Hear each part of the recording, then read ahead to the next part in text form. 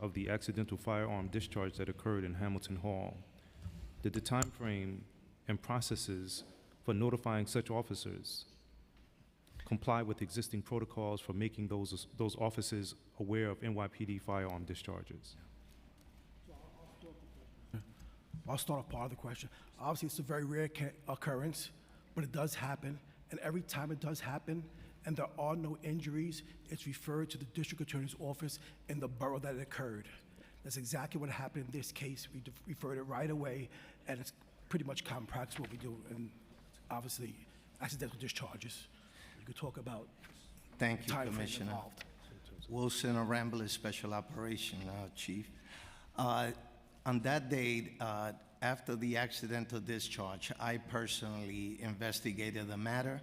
I saw that no one was injured. It did not go through the window.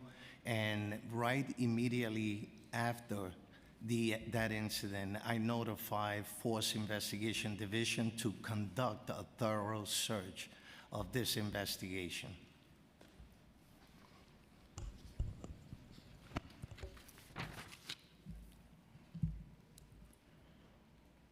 Moving to NYPD surveillance, what are the policies for deploying drones in protests and demonstrations? And how is the footage that is captured used in NYPD investigations? So I can speak to that. So what we do is we definitely use drones sort of to track the movement of large crowds. And I think, I'm not coming at this from the enforcement side, but I do think it is a very helpful resource, particularly if we're trying to figure out where a large group is going and making sure with the appropriate resources. As someone mentioned earlier, we sometimes don't know where a group is headed, and it can be very helpful to be able to see at the drone level, at a high level, okay, they're heading in this direction or that direction. There are very strict rules in place, and it goes to, it's embodied in our policies, and it relates to the hand-shoe guidelines. When we're talking about peaceful protests, right, which is the vast majority, the overwhelming majority of protests in the city, we're not allowed to zoom in on individual protesters. Can't do that. In the same way that if it's a peaceful protest, officers can't activate their body-worn camera. We can't otherwise have folks video recording faces unless and until we're in a situation where either there's criminal conduct occurring or imminent criminal conduct. If we're about to take enforcement action, in that scenario, then officers are actually required to turn on their body-worn cameras. And we definitely will record if we're talking about taking enforcement action. And in that instance, we are permitted to zoom in, again, because there we're talking about criminal conducts occurring, and drone surveillance is no different than, in that scenario, body-worn camera or other recording. But just to go back to the key point, I think, peaceful protest, not taking enforcement action, the drone will survey at a high level, but not zooming in on any faces. Kind of was reading my mind. My next question was, do these drones capture facial recognition data? And if so, does this data help in NYPD surveillance of operations, and has the use of the drones led to savings for the PD to date? So, at least on the first piece, there is no real-time facial recognition technology in our drones. And in fact, our policy forbids real-time facial recognition technology in our drones. That said, as with any other recording we may have, for example, if there's some crime being committed and the drone then zooms in, we could take a still from that recording and run that through facial recognition. In that sense, it's really no different than a still off of any other, off an Argus camera or off of body-worn camera. Again, it's not facial recognition in the system, it's not real time, but we can get a still off of that, and then, if and as appropriate, run that through our facial recognition system.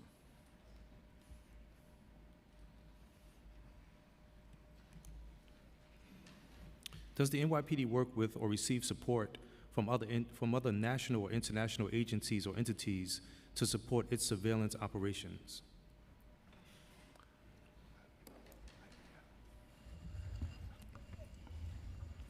Good afternoon. I'm Rebecca Weiner. I'm the Deputy Commissioner for Intelligence and Counterterrorism. We have extensive partnerships as a department and as a bureau with federal agencies, as well as international law enforcement to support ongoing criminal investigations.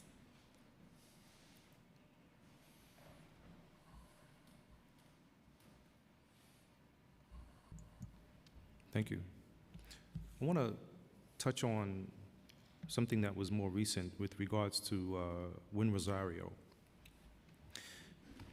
Can you share with the council the number of NYPD uniform officers who are currently on NYPD mental health co-response teams? What budget is there for these teams in fiscal year 2024 and 2025? Good afternoon, Terry Tobin, Chief of Interagency Operations. When you're referring to co-response, you're speaking of teams that are comprised of social workers or social workers and officers?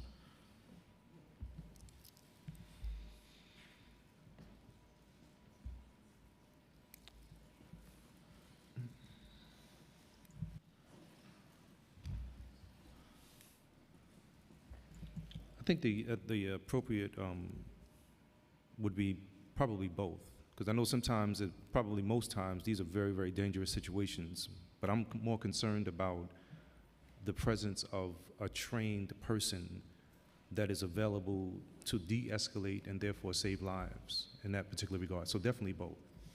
Understood. So we do have co-response within the police department.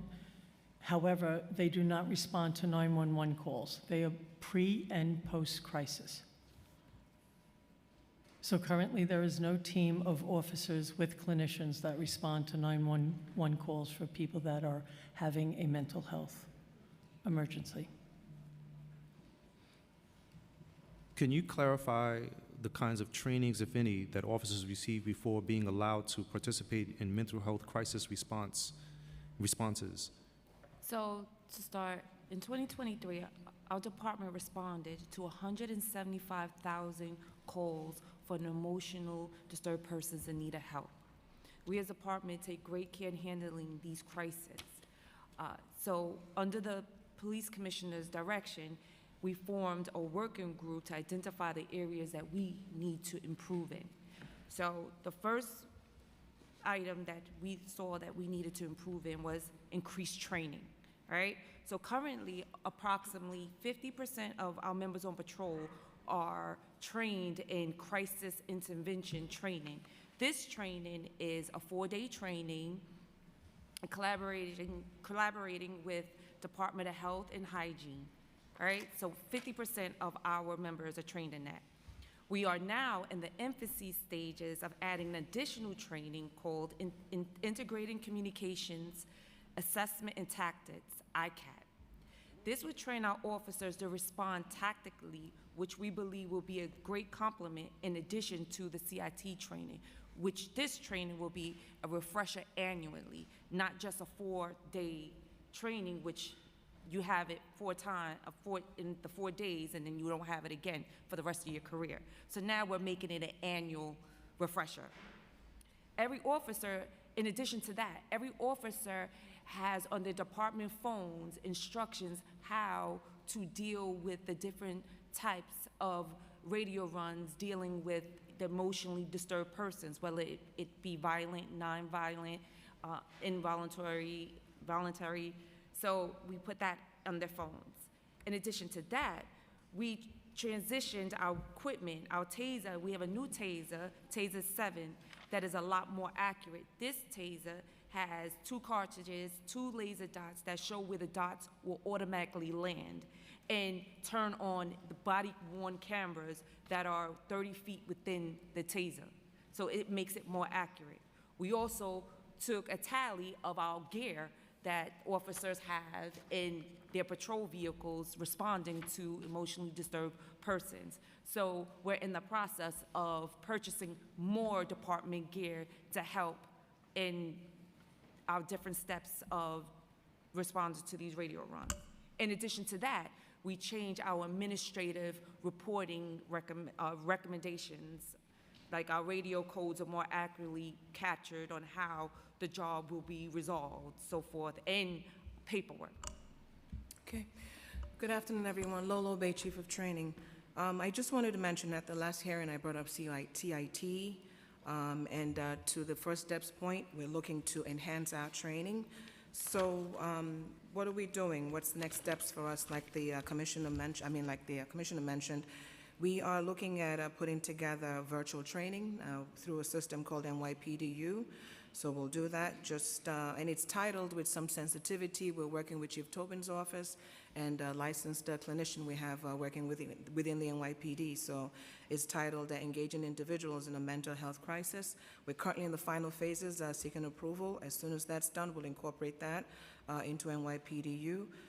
We're also working on a series of videos, again, from Chief Tobin's office. Some of the things that she recommended, and also from the First Steps working group, is that we focus on things that really matter. My team calls it reminders, just for our officers out there when they find themselves responding to incidents of people in the throes of mental illness. So one of the things is just a reminder, required notifications, call that sergeant, call that lieutenant, and certain things that we have within our patrol guide, within our policies and procedures within patrol guide, just to, depicting also the use of equipment that the First Step mentioned, such as the shield rope. What does that actually look like? So we're looking to put a series of videos that actually show that. We're also looking to, you mentioned de-escalation. We're going to be relying on body-worn cameras. I think that's so people can see good and bad videos that depict what it is to de-escalate. Again, no two incidents are the same. We're all going to respond differently to this incident, so it's important to depict what de-escalation looks like and what the department is looking for when you get out to this incident and you want to bring down the heat with the situation. So, and also we're working closely with Chief Tobin also on responding to clinical removals when we have, when applicable. We're working also with the First Steps office down the road sometime this year to just have a mandatory one-day refresher for everyone in the NYPD at our facility, or we have a joint, we call it JTAC centers, 8 of them citywide. We have it there at the police academy, but just have that one-day annual refresher. To the First Steps point, if you take CIT, say you were trained in 2019, it's a one-day, it's a 4-day course, but one-time training. You're going to remember all of that. So the idea is, under her leadership, is bring it back. Let's have the one-day refresher, and we'll just keep pushing that forward. Again, just so our officers have these reminders and keep themselves safe, and also that the people that we respond to are also kept safe too.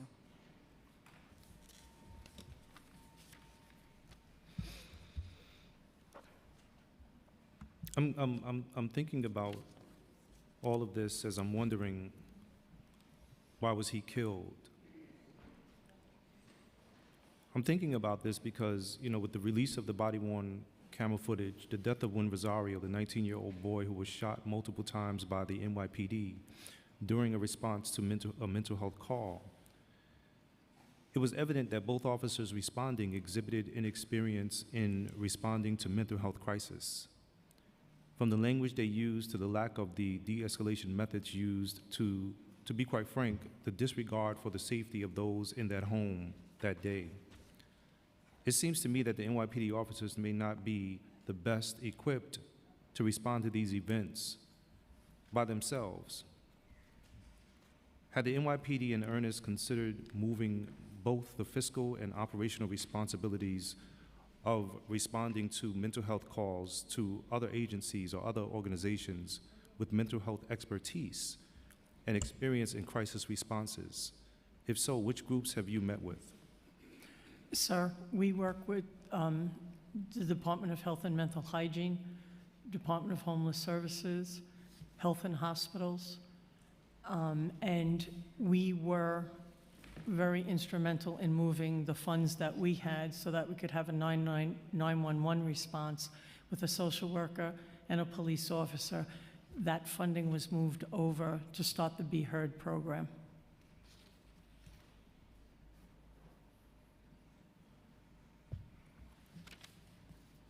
I want to come back perhaps with a second round of questioning and open it up. Thank you, Chair. We're now going to hand it. We've also been joined by Council Members Yeager, Williams, and Farias. We're going to start, as well, I said it was, and we're going to hand it over now for questions to Council Member Ayala, followed by Caban. Thank you. Is this still Thursday? Happy Thursday, everybody. I want to piggyback on some of the questions the chair was just asking because I really would love to learn. And I'm happy that we have two of my favorite handling this. But in regards to the mental health calls, like that's an area that really concerns me. Several years ago, we tried to pass a bill that would ensure that every city agency that may touch on such call be specifically trained on how to respond. And we received a lot of pushback because, some people felt like we were codifying the use of the NYPD. And what we were trying to do was acknowledge from a place of, reality that there may be a situation where an NYPD officer will show up anyway, right? Because a neighbor called, because it wasn't classified as an EDP call. And I need to make sure that that officer is trained when they get there. Now, because this was not the first incident, then my concern is what did we learn from, I'm happy to hear that we're gonna have new training and that we're gonna do this and that we're gonna do that. I would love to know how much of the budget is allocated towards that, but what did we learn from the last, several police-involved shootings of people with mental health issues? Chief Tobin and I, we've worked on this very rigorously when I was chair of mental health. I have a brother that has serious mental health issues. And the first time that I had to make that call to the NYPD, when I called 911, I was really afraid of what would happen because his behavior was erratic. I didn't consider him dangerous, but I don't know, right?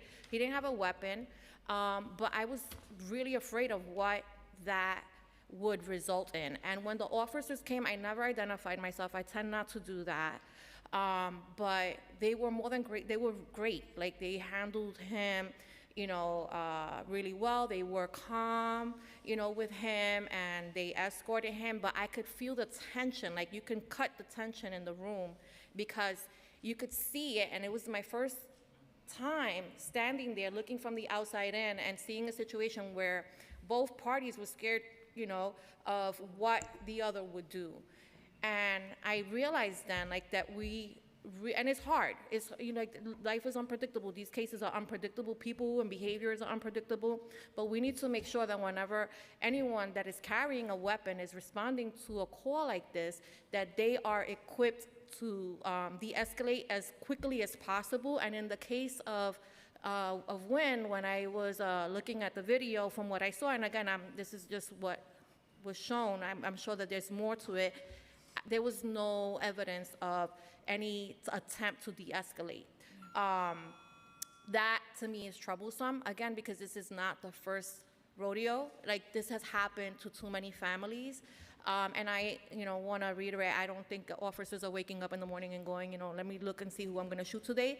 But I do wonder, there's a consequence to both, right? Having to deal with that, to wake up every day and knowing that you took a life in a situation that could have been prevented is horrible on both parts. So what did we learn? What have we applied, to ensure that these things are not happening? And why now? Why are we here now? Okay. I'll start off just, very first and foremost, like you said in your scenario, mental health is a priority for everyone. It impacts everyone's life in different ways. And as a department, we're always looking for different ways to improve the job that we do. Yeah. And first and foremost, it revolves around training. I'll turn over to our Chief of Training who can answer some other questions. Council member, just to add to what the commissioner said, I just want to assure the council that at the core of what we teach at the police academy is to train our officers to, within constitutional guidelines. We're also driven by state mandates too. We want to keep our officers safe. We also want to keep our communities safe. We also want to provide the right tools for our officers when they respond to all types of jobs. Naturally, something like this is troubling to us all. I cannot speak to that specific case. I could tell you what training looks like. It's twofold for our recruit class that's in the police academy, and we also have an in-service component. That's the people who are out in the field. They're grandfathered out of the police academy. So at the recruit level, I talked about CIT the last time I was here. The first step touched on ICAT, so that kind of incorporates, some tactics At the recruit level, they get the same CIT training that all the in-service members get throughout the 6 months that they're there. So it's a one-time thing. They get the 4-day course. I want to add that with the recruit class that just graduated, that's the October 2023 class, they got the CIT training. And moving forward, every academy class in the police academy will get, whether it's be CIT or ICAT, they will get that training before they get out in the field. You talked about de-escalation. In their curriculum, de-escalation is sprinkled throughout the 6-month process in their classes, and they talk about policing professionally, the use of discretion, policing impartially. So all of that is, sprinkled throughout their training throughout the 6-month process. What's important also that we do, and we touch base with all of my own partners here, the bureau chiefs and all, is when we see incidents like this, we want to depict that same incident. It's tough. The setting is of course, a lot different, but we have something called scenario-based training. So we take a look at it, we depict an incident that we see, and our officers learn from it. We regroup, we critique, we reassess whatever we need to do. But a lot of these scenario-based incidents are based on real-life scenarios. As a matter of fact, at the end of every 6-month training academy, our recruits have a post-exit survey, and they want more scenarios. So these are the things that we see, that we do when we see things out there. Not necessarily all troubling, but we want to make sure that, this is what the response to a mentally ill person looks like. So we incorporate a lot I'm of sorry that. to interrupt, Chief, but who's providing the training? We are. The NYPD? The NYPD we use actors, within the police academy. Do you have any mental health professionals? That is part of CIT. We work with it's as part of the MOU with DOHMH. We have clinicians that work with us with CIT. The officers also get that, but also just to enhance CIT with the recruits, we also add scenario-based training, which we use our own actors within our police academy to depict real-life scenarios. And these are, I'm assuming the CIT are trained to work with the most seriously mentally ill? Well, the MOU goes back to 2015, so DOHMH selects that provider. The person, the organization we use is called Center for Urban Community Services. We call them cooks. They've been with us a long time, and they have clinicians, and they work hand in hand with us for CIT. But to enhance CIT and just enhance the training process, we also have scenario-based training, which is based on anything that's out there in the field. It's all about real-life scenarios that we depict within the police academy. The recruits like it, they want more of it. It would be nice to have some families or people that are going through similar situations at home that can kind of describe, right, what does that behavior look like? I can invite you to the police academy, and Councilmember Ayala, we would love to have you. CIT is a 4-day training. That's part of it. It's really intense. I would love that. We'll extend the invitation. Do you know what component of the budget is set aside for the training? I believe about $2 million, but I could have. It's approximately $2 million annually. I would just like to add to Chief Obe's comment that we do have a peer panel where people with lived mental health experience come in and they sit on a panel. They describe their experience with a police response, both positive and negative, and then there's a wonderful interaction with the members of the class and the panel each week.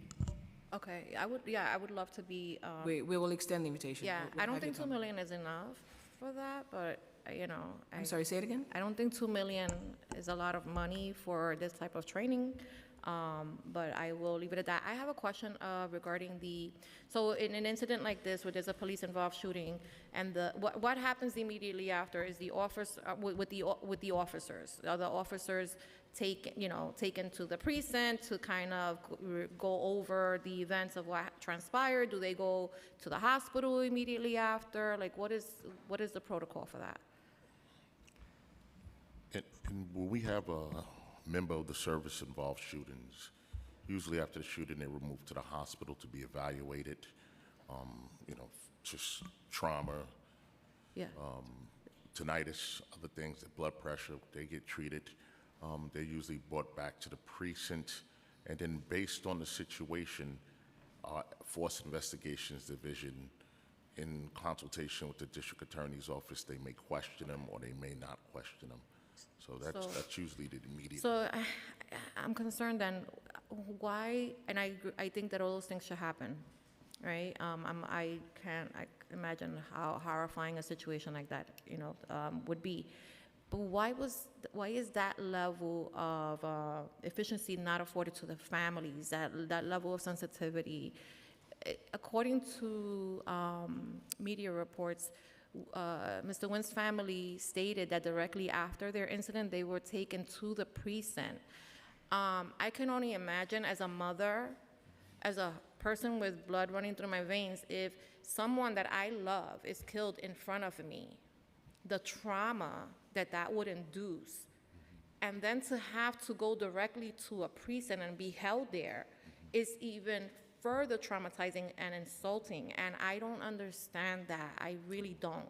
I think that is an area where we need to also look at, because it's equally as important as it is to the department to ensure that your officers are safe. It's also important to ensure that the community feels that same, level of attention, especially when, they were trying to get help, right? This is an unfortunate, incident, and until the investigation is concluded, it is what it is. We'll work through that. But this mother's son was shot in her face. She was literally like millimeters away from her son as he died. And nobody thought to take her to the hospital? Council member, absolutely, it was a situation that nobody here wanted to see. But one of the difficult parts about the situation was the home was the crime scene, so we would have to move them out the crime scene. But as always, every police-involved shooting, any shooting, we always go back and we critique and we learn from it. This is something we will definitely incorporate, and to understand that, hey, if we have a situation like this, maybe go to a family member, a hospital. The mother and the other son that was there were in the crime scene. They were witnesses to it as well, so they definitely had to be questioned. But we'll definitely go back and discuss that, because of course they were dealing with unimaginable trauma at that time, and we got to make sure we show that same concern. I mean, the fact that she showed restraint, because I think if you try to drag me into a precinct after my kid has been shot and killed in front of me, I'm gonna get arrested right after. And Like, I that's understand. you're not I'm not going in there that lightly. Seriously, I do understand. Yeah. And understand It's horrible. how you It's feel. horrible. But again, we don't ever want to see situations like that. Yeah. Listen, our core mandate is to protect life. That's right. And when people call Everybody. for help, our job is to get them, to get them out of whatever situation they're in safely. Overwhelmingly, we respond to these type of calls, and we do a great job. Tragically, this incident didn't happen that way, and we're going to look at it every way. We're working with the DA's office. We're going to look at it, and we're going to improve wherever we can improve as an agency. Okay, I appreciate that. I just have two really quick questions. One is, have we received any additional resources from the state to cover the cost of the illegal cannabis shop enforcement efforts? And two, regarding the NYPD budget, how much of it is set aside for precinct vehicle replacement costs? Not the repair part of it. I'm actually looking at the replacement. Some of my precincts are reporting that they're working with, a very limited fleet of vehicles, making it difficult. So we were giving out turkeys in November, and we had to figure out how to get those precincts to the precinct because they only had one van. And so I'm trying to get a better understanding of how much of the budget is it's geared towards that as well. Okay, so I'll start with cannabis. We know that Yes. recently the state passed the budget and had some provisions in there. We've been speaking to OMB about what the department needs financially in order to assist with the closing of the shops.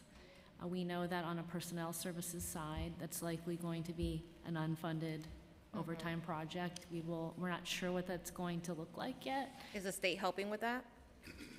I think we're liaisoning through OMB to have that discussion. We're not sure what those costs will look like yet. I think we just started a pilot inspection program last week. So we're gonna monitor that spend. We already have an overtime code set up for that. When it comes to the OTPS side, it's a lot smaller. Our property clerk is evaluating our space because we know there's going to be a lot of vouchered evidence. And so they're making accommodations to make sure they have the right supplies and space to do that. That we're also talking to OMB about as well. So the costs aren't totally ironed out yet, but we're operationalizing to be able to track them with that and to see what that path forward would be. Okay, and the fleet? So in the November plan, I'm aware that part of our PEG to meet the 5% target was to, for 2 years, reduce funding to replace vehicles. And I think as a practical matter, what that tells us is that that funding reduction was to extend the useful life of our fleet by 2 years, right? Before we can make replacements again. We've been discussing that with OMB. We do have some vehicles that, our out of service rate has gone up. So our plan is to really analyze that, do a targeted, ask in the adoption plan upcoming in this month for those that are most critical to be replaced. Okay, I would appreciate that, and I'm sorry, I have one really important question regarding an incident that happened in my district where Mr. Former NYPD officer Tim Pearson went to Randall's Island to, I guess there was an attempt to identify 4 individuals who had supposedly assaulted an officer, not sure if it was a security officer, an NYPD officer, but either way, he ended up at Randall's Island at the Herc with 100 police officers, 2 drones, wearing an NYPD jacket and no warrant. And I would love to know what that cost and who authorized that. And is it normal practice to allow non-members of the NYPD to use police gear? No, so I could tell you that Tim Pearson is not a member of the NYPD, and I believe this is an active investigation by DOI into this incident. Okay. So you're not going to comment on? No, Councilmember, I want to make sure we're getting you accurate information. If it's okay with you, we will get more information about that, and we will get back to you. I don't think we have sort of the information here to provide to you, but Yeah. we will come back to you with that. I would appreciate that, because I find that to be an abuse of, power, and 100 officers for 4 people with no warrant is ridiculous, so I just... Councilmember, I'm not sure that's exactly what that operation was about, but I don't have the answer for you here. We will come back to you. Okay, I appreciate that. Thank you.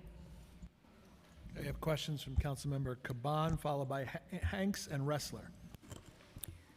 Thank you. Before I go into my questions, I want to Deputy Commissioner Gerber, for lawyer to lawyer, say that you were asked questions by Chair Brannon about the general department-wide policy regarding social media as it exists today and going forward. It was not about a specific tweet. A specific tweet was used as, there's not a question here, so you can hold off on your mic, was used as a reference point, but it wasn't about the tweet. You could and you should have answered. You chose not to, and so my request is that that policy be sent to this council. Now I'm going to begin my questioning, and I'm just going to put it out there. If the question's not being answered or if there's filibustering, I'm going to interject. I'm going to start with going back to some of the protests around the universities. For what purpose did the NYPD originally obtain the Bearcat vehicle that was then eventually used at Hamilton Hall? What was the original purpose for that vehicle?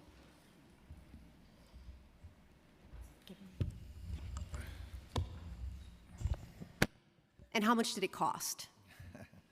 Good afternoon. So the plan was to use the Bear, it's called.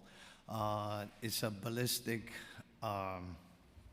it's a ballistic engineer armor response vehicle. So the reason we use that vehicle, it was to easily original purpose of the vehicle, why you obtained it. The vehicle could be used for many, many reasons, for safety reasons, to help the public in scenes where there's shots fired or somewhere. We could put an innocent bystander inside the vehicle. Okay, so I'm going to ask you, how much did the vehicle cost? The vehicle is approximately close, I'm not 100% sure, but it's about like $700,000. Okay, I'm going to move on.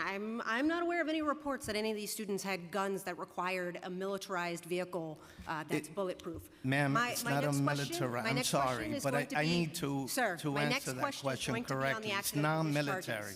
Sir. I'm sorry. So this was asked about before, but NYPD spokesperson stated that there are about 8 accidental discharges by NYPD for a year. How many times have weapons been accidentally discharged in 2024 so far? We'll get back to you with that. Okay, and in any of those instances, did you find that the unintentional discharge was in violation of NYPD's policy as described in section 2021-04 of the patrol guide? Yes, we do a force review board. We have had accidental discharges where we found they were in violation. And for this particular officer that discharged his weapon, is he still permitted to carry a weapon while on duty today?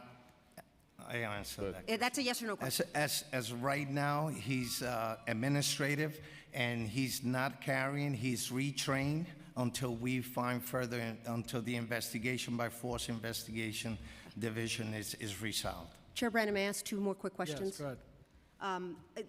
So, of the 282 students arrested, how many students did the NYPD decide to issue desk appearance tickets?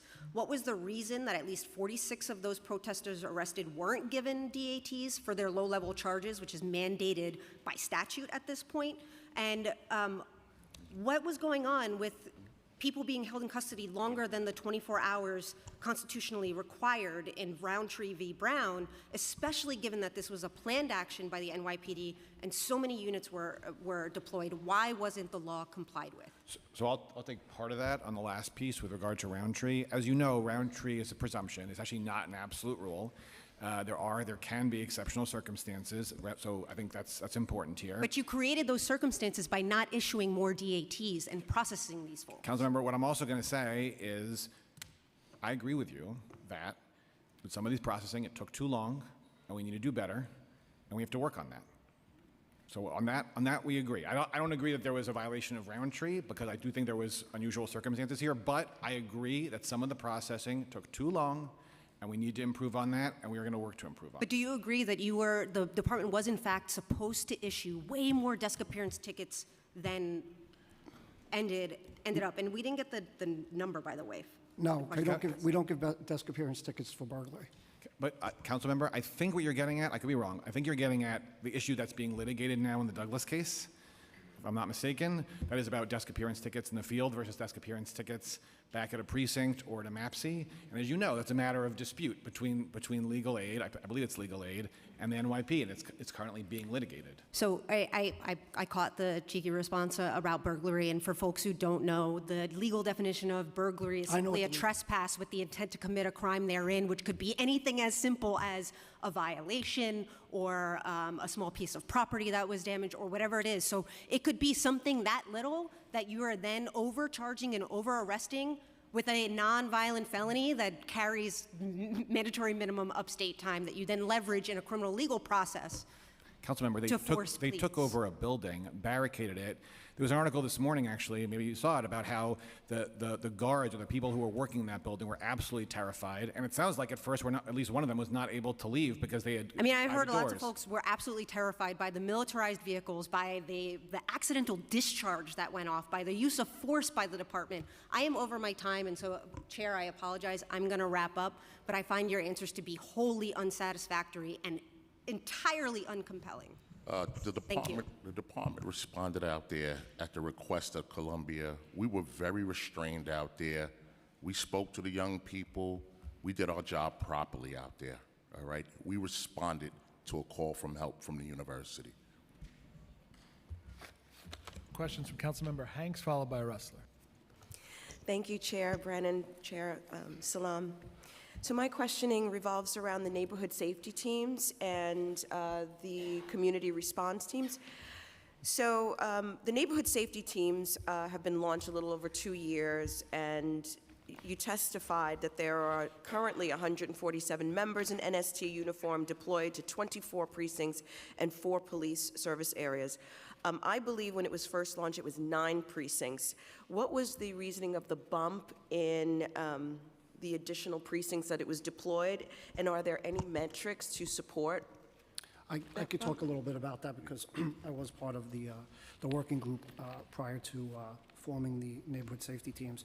So no, that's not accurate. It was not 9 precincts. So we looked at violent crime. The metrics we used were the most violent crime in regards to shootings. So we looked at approximately, like I described before, the top 25 commands, which make up 75% of the shootings historically citywide. So that's kind of where we built it out from, but it was not 9. It was more than 9. Thank you for the clarification. So what is the current budget of the neighborhood safety teams? Maybe I should complete my sentence. Yes, what is the current budget of the neighborhood safety teams? I'll have to get back to you on that, I apologize.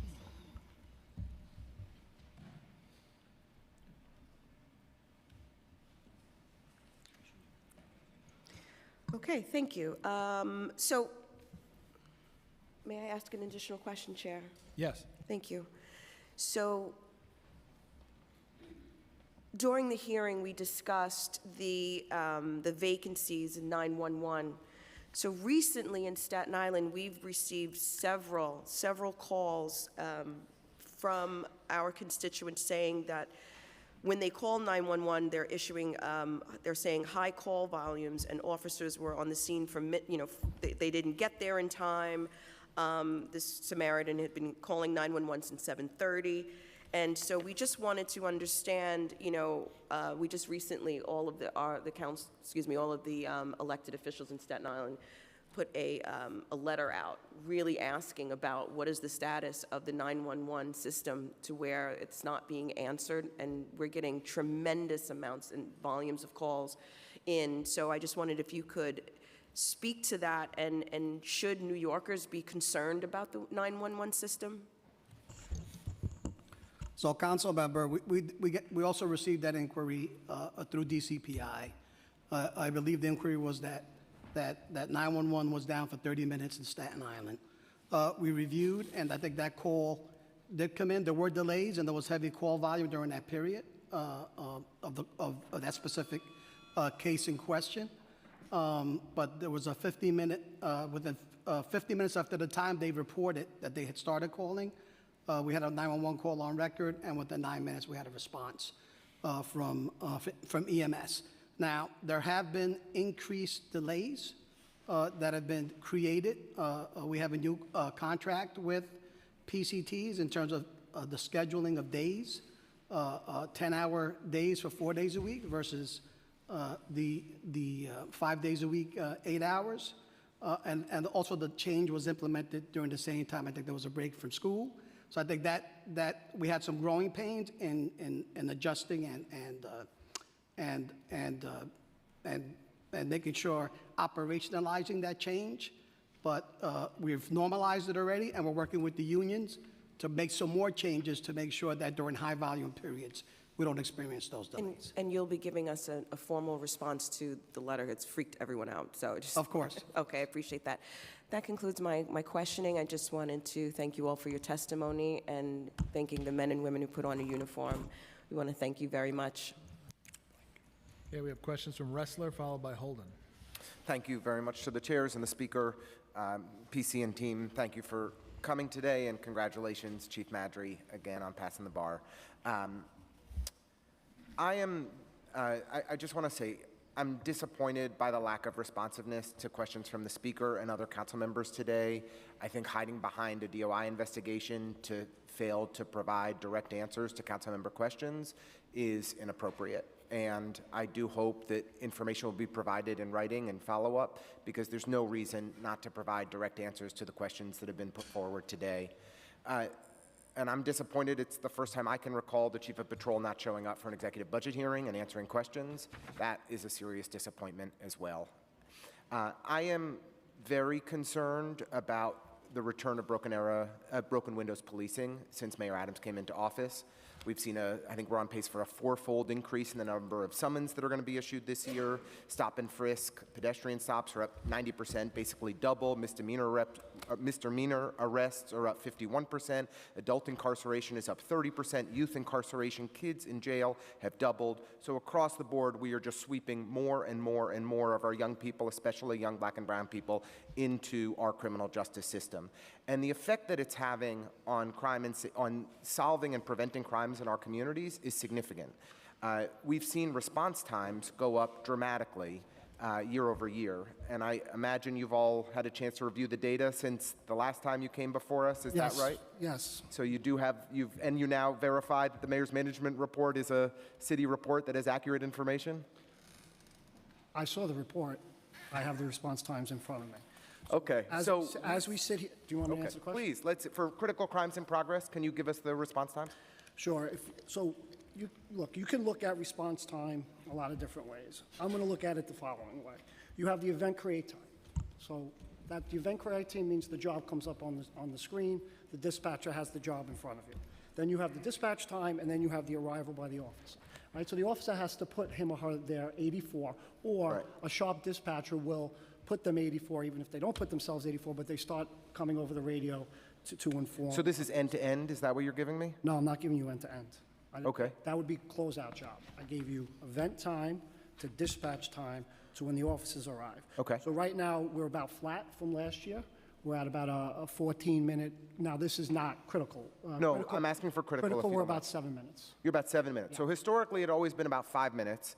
Where were we at last year on critical? Last year, we were about six and a half. And back in FY19, we were at 5. So for critical crimes in progress, the most serious crimes happening in the city of New York, when guns are shot, when robberies are happening, when people's lives are at risk, it's taking 40% longer from pre-pandemic times for NYPD to respond. Is that right? Look, if we want to... Just yes or no? No, I can't answer that question. You can't answer that question? Council member, so one thing you have to understand about response times is that, it's an average. One bad job can skew all the numbers. So we can have 20. But how many jobs are you responding to, Chief? I'm just giving an example. We can have 20 critical jobs, and we can respond with lightning quick. If we have one bad job where officers can't get to because they're on another job, they're on a shooting, I hear they're dealing with something. But Chief, it does you're responding skew the to numbers. thousands So and thousands we of really critical have response. to, when we deal with response times, all right, and this is, when you asked this question last time, even before you asked that question, I looked at response times, and I realized there's certain precincts that they have a higher volume of calls, they're dealing with more difficult situations, and they skew citywide numbers. So we really have to drill down and look and say, hey, we're having an issue in these precincts because of lack of manpower, increased volume, whatever the situation may be. But it doesn't speak to the bigger picture. A lot of our critical response jobs, our officers get there fast. They're able to make arrests. They do a good job. Chief, I appreciate the response, but I would just say there's many, many, many, many thousands of critical response times. So if one or two things are skewing it, it's not skewing it because there's so many thousands of calls that are coming in. Secondly, if it's a few precincts that have issues, let's drill down and figure out how we can help. Are there things that we can do to be supportive in our communities if response times in those areas are skewing the data? But when you look at the citywide data, we went from 5 minutes to 7 minutes for the worst types of crimes that are happening. That is a major difference. Absolutely. And I'm really concerned about what that means for collective safety and how we can work together to address the issue. Well, If I could just add, sorry, boss. No, just, Mike, hold on before and absolutely, we worry about that too, collective safety. We want to make sure, I want my officers to get to these jobs as fast as 100%. possible. I want to protect people, and I want to make sure they're safe. So we are looking at this. We are trying to address the commands. There's a lot of factors. Is there anything you can say, Chief, that is happening now to try and address this issue so that it doesn't get worse? I mean, we're taking a closer look at it. My office started looking at it after the last hearing, right? The Chief of Patrol's office, the Chief of Crime Control Strategy, all my chiefs were looking at it. Sometimes it's leadership issues in the command. It's so many different factors. I've gone over time. If I may, Chief Rivera, Chief of Transportation. Can I just, well, go ahead, you finish. I'm sorry, just, we are in the midst of a pilot project that we just started on May 6th. We don't have the data, it's obviously pretty new, but we looked at the 10 commands that generated the longest response times for 911 calls and 311 calls. And as a result, we chose these 10 commands, Brooklyn, Bronx, Manhattan, Queens, and what we're trying to do is route those calls directly to traffic enforcement agents to address traffic-related issues, which generally take a longer time to respond to and not are always a priority. So that frees up the officers to get to the crimes in progress. Can I also just add, I'm sorry, you're talking about 911s, but 311 calls year-to-date are up 9% as well. That obviously takes a strain on our manpower, and our response times for 311s we're down 18 minutes year-to-date. So that also takes into account the strain on patrol. And I want to be clear, since the PMMR came out, the mayor's preliminary management report that comes out by, once a year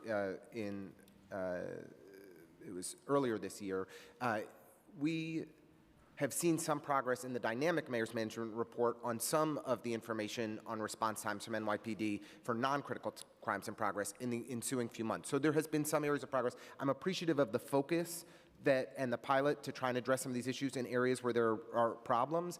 The broader trend is deeply concerning. We have not seen increased response times for FDNY or for ambulances. We are really seeing it critically for the police department. And so we are happy to hear that there's some progress. Would love to learn more about the pilot that's happening and if there's anything that we can do together to be partners to try and address this and reverse the trend. I assure you that we're looking at it. We've taken on a lot more responsibility in the last few months, but it's something that's a priority to us. We want to make sure we get the jobs as quick as possible. I appreciate you acknowledging this is an issue and that you're working to fix it. That was not the conversation we had last time, so thank you for that, and look forward to working together to try and help make progress. Thank you, chairs. Okay, we have questions from Holden, followed by the public advocate. Thank you, chairs, and thank you all for your testimony. It's stellar, and I just want to mention about what was just said about response times. Because I did complain at the last hearing that I don't have enough uniformed officers in my precinct, and I hear the scanner and I hear they're holding 5 jobs per unit. Those are 911 calls. So the argument for more cops in the precincts was just made.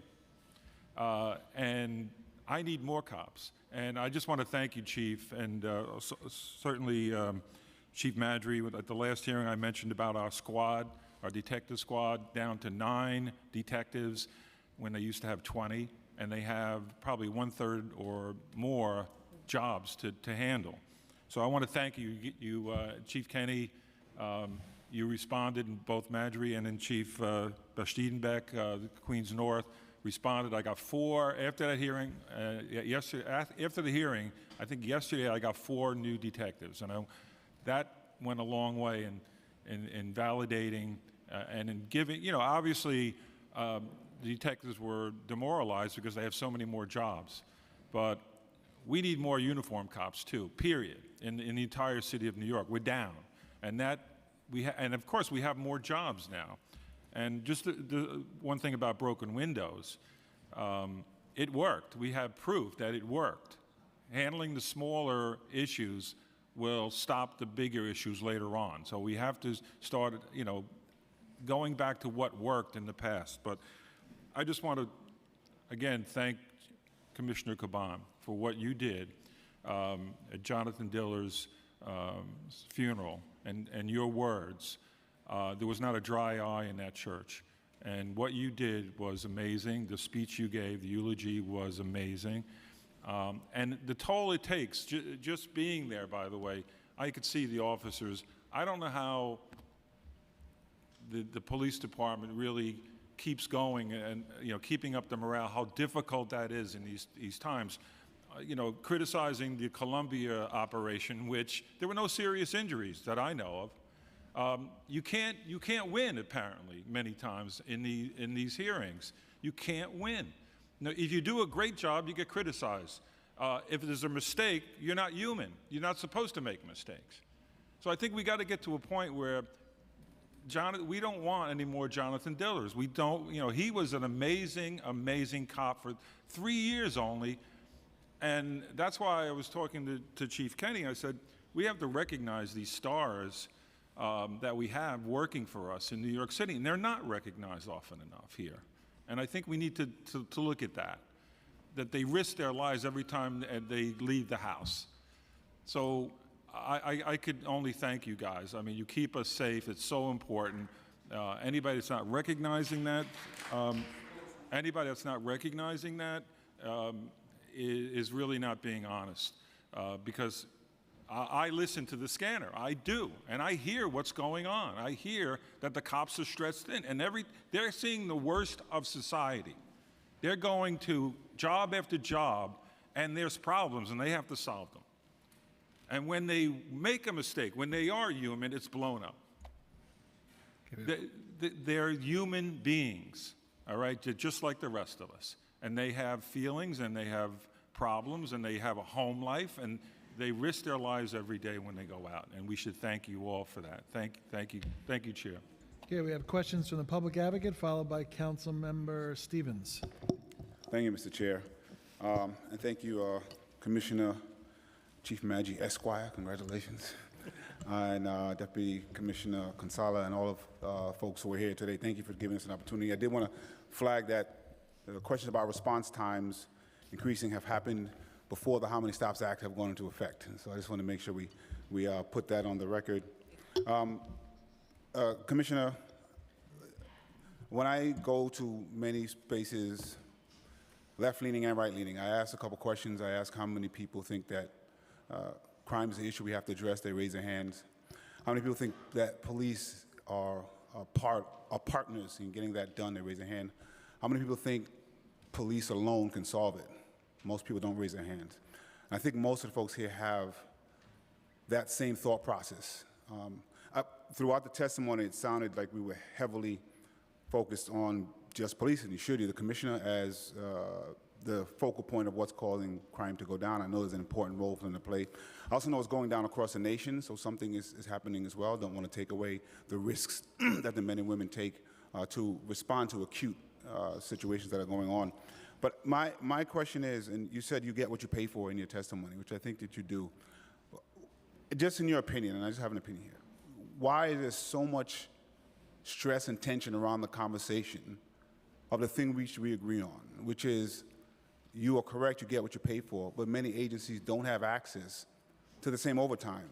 In the same time you're talking about things that are going on, why you need overtime, I have never had the DOH, MH here discussing why their overtime is through the roof because they're addressing mental health crisis. Same thing with HPD, addressing housing homelessness crisis. So as we try to push the conversation to where we know it needs to go, which is other places getting the funding that they need so that we can relieve the police department from responding to things they shouldn't be, why is that conversation always so contentious when we all say we agree on the things that I said? You know, as far as the agency concerned, obviously the police department, our main goals right there, reduce crime and keep everyone safe. And I'll say it over and over again, that's the way I said it in my opening remarks. Public safety is a shared responsibility, and that's why we're all here, to take part of talks like this, dialogues like this, because we know there are other agencies that could help in public safety, and that's exactly why we're here. Agencies and I think organizations, I guess I'm trying to figure why is it the conversation gets so contentious when we're trying to find a way to do the thing that we're saying we should be doing? Thank you. Mr. Public Advocate, I don't disagree with you. I've been saying for years and years, when the police are called, it's too late. All right? That means the family broke down, the school broke down, the church broke down, the community broke down, social services broke down, and now we're called in. The reason why our overtime budget is as high as it is because we're the ones that's answering the millions of 911 calls a year. We're the ones that's always responding. I can't tell you how many jobs I've responded to through my 33 years where I got there said that this is really not a police job, but people call because they're looking for help, they're looking for immediate answers, and we come there and we're the ones that are giving it to them. I'm not disagreeing with you, and I don't believe we're trying to make it a contentious thing. We're the police department. We're here to speak about what we're doing, how we're trying to address crime, how we're willing to work with the communities and do different things. I spoke about our meeting with the CMS providers, how we want to do different things. There's just other conversations that need to be had, but no one is disagreeing. There should be other things that help out before we have to deal with it. It just seems every time we try to do the thing, whether it is try to get some funding that maybe shouldn't go to just all this overtime, but to other places, there's anti-cop rhetoric that was told. If we try to switch to make sure that officers are not responding to mental health calls, there's pushback of anti-cop. So it's just hard to have the conversation we agree on when every time we try to do the thing that you're saying, we get tremendous pushback to even move the needle a little bit. And so we should just think about that. We're trying to do what it is we're saying we're agreeing on. And so the less that we can get you're just anti-cop, pro-criminal rhetoric, the more we can move this thing forward. And Mr. Chair, if I can, I had an additional question, which is just switching it, because this was about the social media posts. I know there's some things that can't be spoken about, The question I have about that was, does the police leadership, and I guess the mayor, believe that all the posts that have, forget about the ones you can't speak about that are under investigation, that all the posts have shown the courtesy, professionalism, and respect that the police department says it should?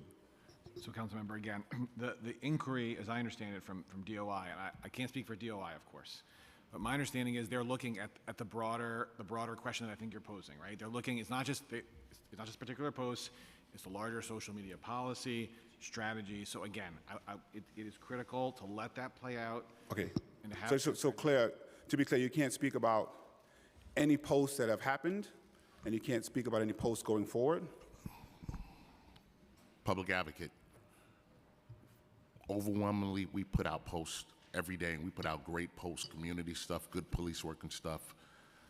The speaker took us through a line of questions this morning. Our council spoke. We want to move on from social media. We want to talk about other issues. We want to talk about crime. We want to talk about the things we're doing and how we can. The reason it's important to me is because the police department wants to make sure the community trusts that in very stressful situations, they will get people who are trained to not respond in kind as much as possible and to respond with courtesy, professional respect. It's hard to see how that happens if publicly in social media that's not happening. And so the only thing is, if you can't respond to the past social media and the future social media, that's a difficult conversation to have, but you're still going to tweet. So like you can't talk about it, but I'm assuming that's still going to happen. I can tell you personally, and I'm pretty sure many of my colleagues can speak about how many people have reached out to me personally through social media and the things that we did in the past and things that we constantly do to help people out. Our social media accounts have been a tremendous help to many people, all right? But we've addressed the social media issue. You know, our council spoke. We want to just move on and talk about crime and other issues that are going on right now. Okay, thank you, Chair. It's hard to move on because the posts may still happen, but I hear what you're saying, and I've overused my time. If we can get a response to the chairs, I did want to ask about how PD makes decisions of when it's going to use what essentially is going to be like private security for institutions like Columbia and others that may ask for it. I don't know if that line of questioning is, I can still ask that, which I did, but yeah. Public advocate, if you could just repeat the question, I'm not sure. So I know that Columbia, and you think you said earlier, NYU may have asked as well for, I guess, additional police presence after the students were removed. I think that kind of amounts to some kind of private, securing a space for a private institution. And so I think I'd like to know how much it costs, if you know, but two, how do we make those decisions? So first, there's one thing just to clarify on the sort of the record. During the break, it was also, I think Fordham may have also asked about putting officers on campus. So I think, again, just in terms of requests, I think it was Columbia, there's a request from NYU, a request from Fordham. Again, in terms of the deployment, I'm only aware of right now being deployed at Columbia. But just to answer your question, we have raised the issue that if our officers are going to be on these private institutions, that it shouldn't come from the city, that it should be compensated from the schools. So Yeah. that's something that OMB will deal with our And just also, when do we do it, and what private citizens can request that as another, just compensation for another? We do have an off-duty employment thing. Yes. Our officers are paid by private companies, Yes. Target, movie sets, movie productions. So, along the lines of this is something that's being presented and worked out. Okay. I don't have the details, it's out of my purview, but our OMB has been in touch with our budget commissioner, and they're working through that. Thank you. Thank you. Maybe one more point, just because I understand what you're getting at, and I think it is important to acknowledge these are extraordinary circumstances that we're talking about, and I think this is not a situation where we, as you know, we don't generally deploy officers on private property outside. There's a paid detail program, but I think what we've had recently in the situation, some of the universities, and including in particular Columbia, it has been an extraordinary circumstance, and we've tried to address it accordingly. Thank you. And I want, to my previous colleague, I want John Diller's name to be remembered. That was a horrific incident. I can understand how it can reverberate around the police department doing the job that we asked. I want everyone to be safe. I want John Dillard to be safe. I want Kowalski Trowick to be safe. I want Rin Rosario to be safe. I've been to funerals of officers who've died, people who've been killed by officers, people who've been killed by other civilians. Their pain looks very similar of the people who are mourning. So my hope is that we can mourn together and prevent it from happening by having the conversations about what we need to do, how we use the police department, and what other agencies and communities need to be a real part of that conversation. Thank you. Questions from Councilmember Stevens, followed by Carr. Good afternoon, because we are now in the afternoon part of the time. I'll be really brief, and just a couple of things even before I ask my line of question is that, I think contrary to some people's belief, it's always like, oh, you guys are asking tough questions or you're always beating up on NYPD, and I think that that's not the case, because I feel like if you see me in any hearing, my job is oversight, and so I'm going to ask the questions that needs to be asked. And also just thinking about the relationship. I have a great relationship with officers, and so I think sometimes we come here and it's always seemed like we're against you. That's not the case. And you guys mentioned like getting a new class. My hope is that the 4-4 is getting additional officers, because we know I have a tough district. We know we have a lot of shootings and a lot of crime in that area. And so our job is to think about how do we work together as a community. And so it sometimes just kind of gets me frustrated, because it's always like, oh, you guys don't like the cops. It's not the case. Our job is oversight, in the same way your job is to not prevent crime, but to fight crime, right? And so those are our jobs, and so it just looks differently. And again, it doesn't matter who's sitting at this table. I'm going to ask the tough questions, because that's what the people of the 16th district brought me here to do. And just, I know Deputy Speaker Ayala spoke a little bit about the Wynn family and their experience. I was at the rally yesterday, and as a mother and as a person, I was like heartbroken to hear how the family was treated after the fact. The fact that they were taken immediately to the precinct as if they committed a crime. The fact that the brother spoke about how he only had on a pair of shorts and a shirt, and he was really cold, and he asked if he can get clothes. He was told no, and they didn't do anything wrong. And so even thinking about moving forward and procedure-wise, we need to really be thinking about how do we make sure everyone is safe, and how do we make sure that everyone is taken care of in the same way we do your officers. And so that is a problem, and it's clearly a blind spot that together we have to fix, and thinking about how do we do this moving forward. First of all, we shouldn't be thinking about how we do this moving forward, because first of all, we need to stop killing people, especially on mental health responses. So that's what we need to focus on, and not that, because this incident, we shouldn't, it's heartbreaking, and on both sides, right? Like, it's just a terrible situation. But one of my questions, in my first questions, and I'm going to ask a bunch of questions because I don't want y'all to filibuster me, because every time I ask questions, y'all take 20 minutes. So I'm going to ask all my questions, so get your pens ready. My first question is going to be, how do you guys plan to repair the relationships with communities moving forward? Because it's not going to be fixed through a basketball game. It's not going to be fixed through tweeting out pictures of you guys talking in the community. What is the real plan that you guys are working on to repair the relationship? Because every time there's an incident like this, there's a tear in the community. And what happens is it makes your job harder. It makes our job harder to trust. And that's a problem, because we are a community and we have to work together. So I really want to think about what is the comprehensive plan that you guys are working on. And here are a number of other questions. Earlier today, you stated that there was a number of staff in NYPD's public relationship budget with 86 individuals. Can you clarify what the total budget for the department is and how much that goes to personnel? What is the total number of uniformed cops who currently are on NYPD mental health co-response teams, and what is the current budget for that? And when will NYPD release the next round of data on how many people who are connected to services through those teams, and how does NYPD monitor the effectiveness of those teams? And also, does the NYPD determine which subway stations mental health co-respondent teams are deployed in, and is there a way for the public to track that data? Deputy Commissioner, I told y'all to get your pens Mark ready, Stewart. and that's why I know you know how to take notes, so don't say you couldn't take all them notes. Deputy Commissioner Mark Stewart, Community Affairs. Listen, I can sit here and read off all the programs that we have in our communities, which I'm not going to do it, because please don't. We started. I'm trying to run off. What we're trying to do, I started a clergy community, a conversation unit. We have to have these conversations in our communities. And what I'm looking at in New York City is that it's like a relationship.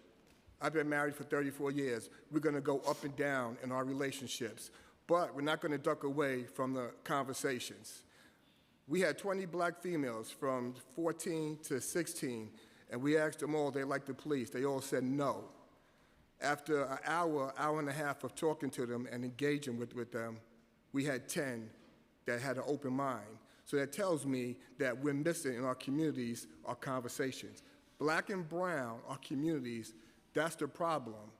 So when we go out there and have these conversations with our kids and with our communities, we're going through a generational dislike of police departments. Absolutely, and there's a huge generational disconnect between older adults and young people. That's but right. I'm asking, what is the plan, right? Because I get that. I am a person who believes we should be having these conversations with a look like, but I think that we need to have, and this is something I've been saying for the last 2 years, we need to be thinking about a comprehensive plan to rebuild the trust.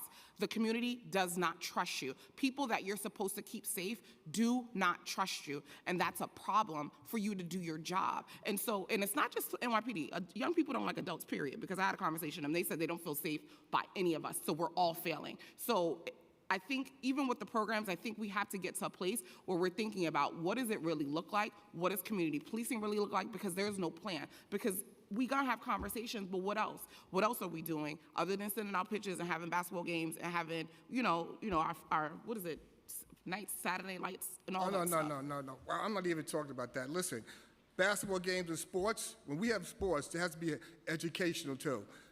Basketball and sports, that's the engagement. What's the retention plan? The retention plan is that we get these kids and have a conversation and get these programs to keep them in, like our Explorers, our youth, our Blue Chips, and our program. What we're missing is that mentoring ship to keep our kids and them coming back. And I'm in the communities all day, every day. I get to talk to these kids, and these programs are very important because we don't have any stats to say. But it's not just the kids. No. I do community affairs. I do the parents, I hear you, the grandparents, the adults. But again, I think, and I'm happy to sit down with you, not here because we're on the clock, to have a real conversation because I think we have to develop a real plan. And I think you at the start of making a plan, but I think that we need to continue to think about what that looks like and rolling it out as soon as possible because every time an incident like this happens, it tears the fabric of the relationship. We want, I'm sorry. And we want that. We want that uncomfortable conversations. We welcome it because the only way to get better is to do better and have those uncomfortable conversations. But I will tell you this, Ms. Stevens, that part of us trying to do better is employing people that look like the people that we serve in the communities. We put a major emphasis on that, all right? So we welcome that. We want to sit down. We want to know how can we get better with our community. But I want to stress this to you, please, everyone here today. We don't go out. We don't wake up in the morning and say that we want to hurt adults. We know that. Agreed. Let me finish. Right? Any life loss is terrible. It's terrible. Jonathan Diller. When any life loss, it's hurtful for all parties involved. So as an agency, as people, for the people in the community, we welcome to work together to bridge that gap so that we don't continue to have these unfortunate circumstances. No, I agree, and we're all on the same page with that. But again, a comprehensive plan needs to be, and I think we have pieces of it, like even the things you're talking about, the programming, even talking about the tough conversations, those are pieces, but we need a real plan, a real comprehensive plan to be rolled out, to really be thinking about how we're gonna do this, because again, every time these incidents happen, it destroys your relationship with the community, right? And that's a problem because then people like me don't feel like I can call you guys when I'm in trouble, and that's what it's supposed to be. And so we have to stop dancing around it and making it seem like, oh, if you say anything against us, they don't like us. It's not true. My community needs police officers because we have a lot of crime. There's a lot of things that's going on, and we have to work in partnership. I asked a number of questions, and y'all know y'all not gonna get into it. So I would like for you guys to respond to the chair with those answers so that we can get it, because I asked about 5 questions and we didn't even get to them. So I know there's a lot of colleagues still waiting to ask their questions. Thank you, Councilmember. Now we have questions from Councilmember Carr, followed by Brewer.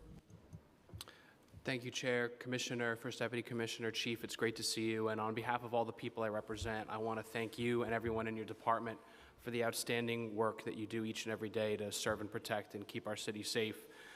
Whether it's our patrol area chiefs, Chief McAvoy, Chief Galata, our wonderful COs that serve Staten Island and Southwest Brooklyn, to everyone across the NYPD working in the subways to keep us safe on our commutes. addressing issues at Columbia where university can't even guarantee the safety of students, faculty, and employees of Jewish heritage. The work you do is heroic, and I thank you so much for it each and every day. My biggest problem with the NYPD is there's not enough of you. And actually, when I was running for office, I was calling for us to return to a budgeted headcount of 40,000 uniform officers. And as much as I would love to push for that today, I'd love to hear about the agency's efforts to actually reach the existing budgeted headcount, because I know that it's difficult with attrition, folks retiring earlier than ever before. And I'd love for you to talk about why you think that is, what you're doing to address it, and try to get us to our current budgeted headcount. So maybe we can talk about even getting beyond that at some point. So I'll call our Chief of Personnel, John Benoit.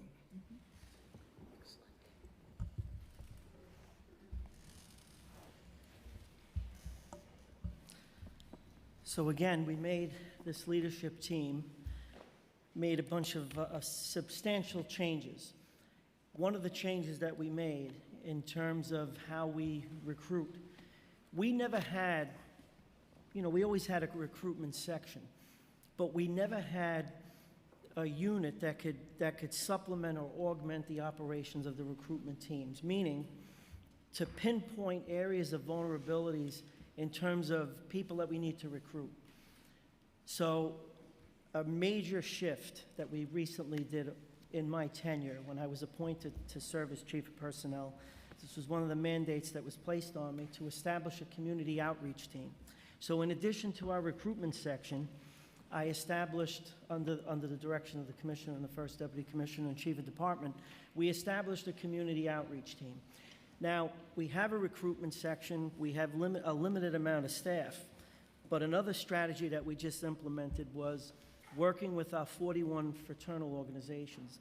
That has been very, very effective, by the way. So I don't have specific metrics in terms of our success, but I have some.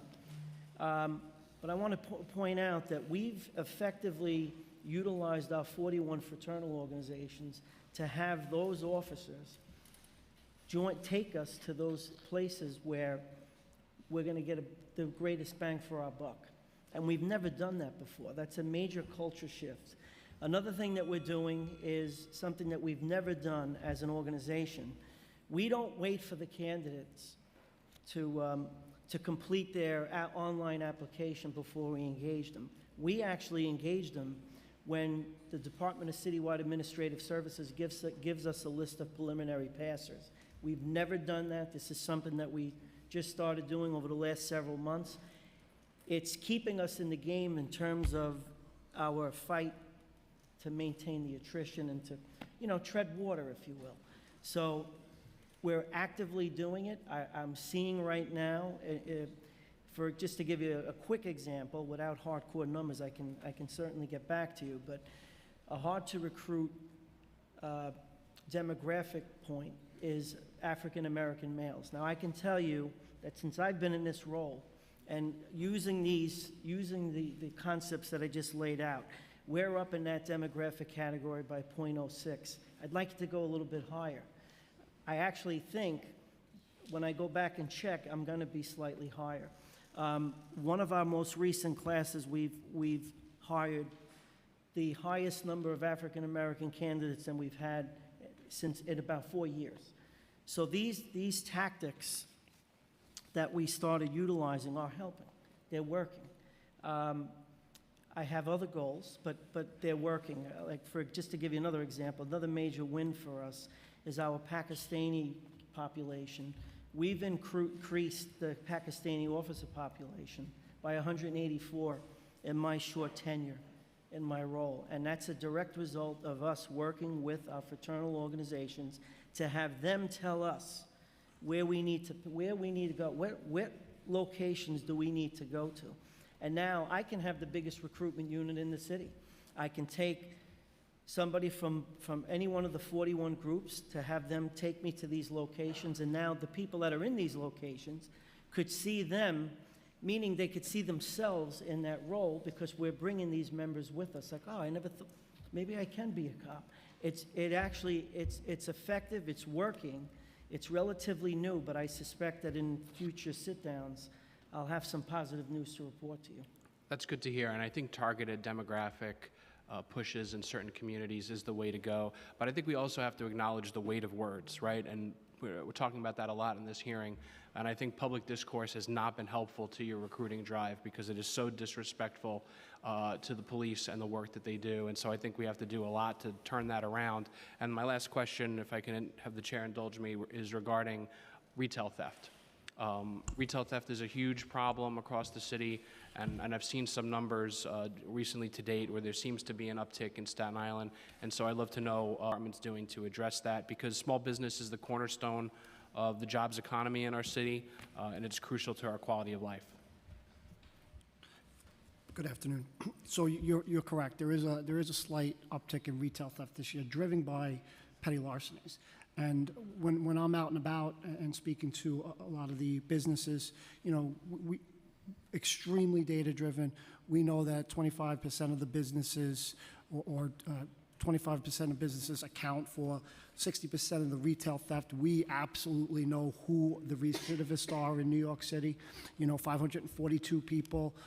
You know, have 31,000 total arrests in their life. You know, half of those 17,000 are retail theft.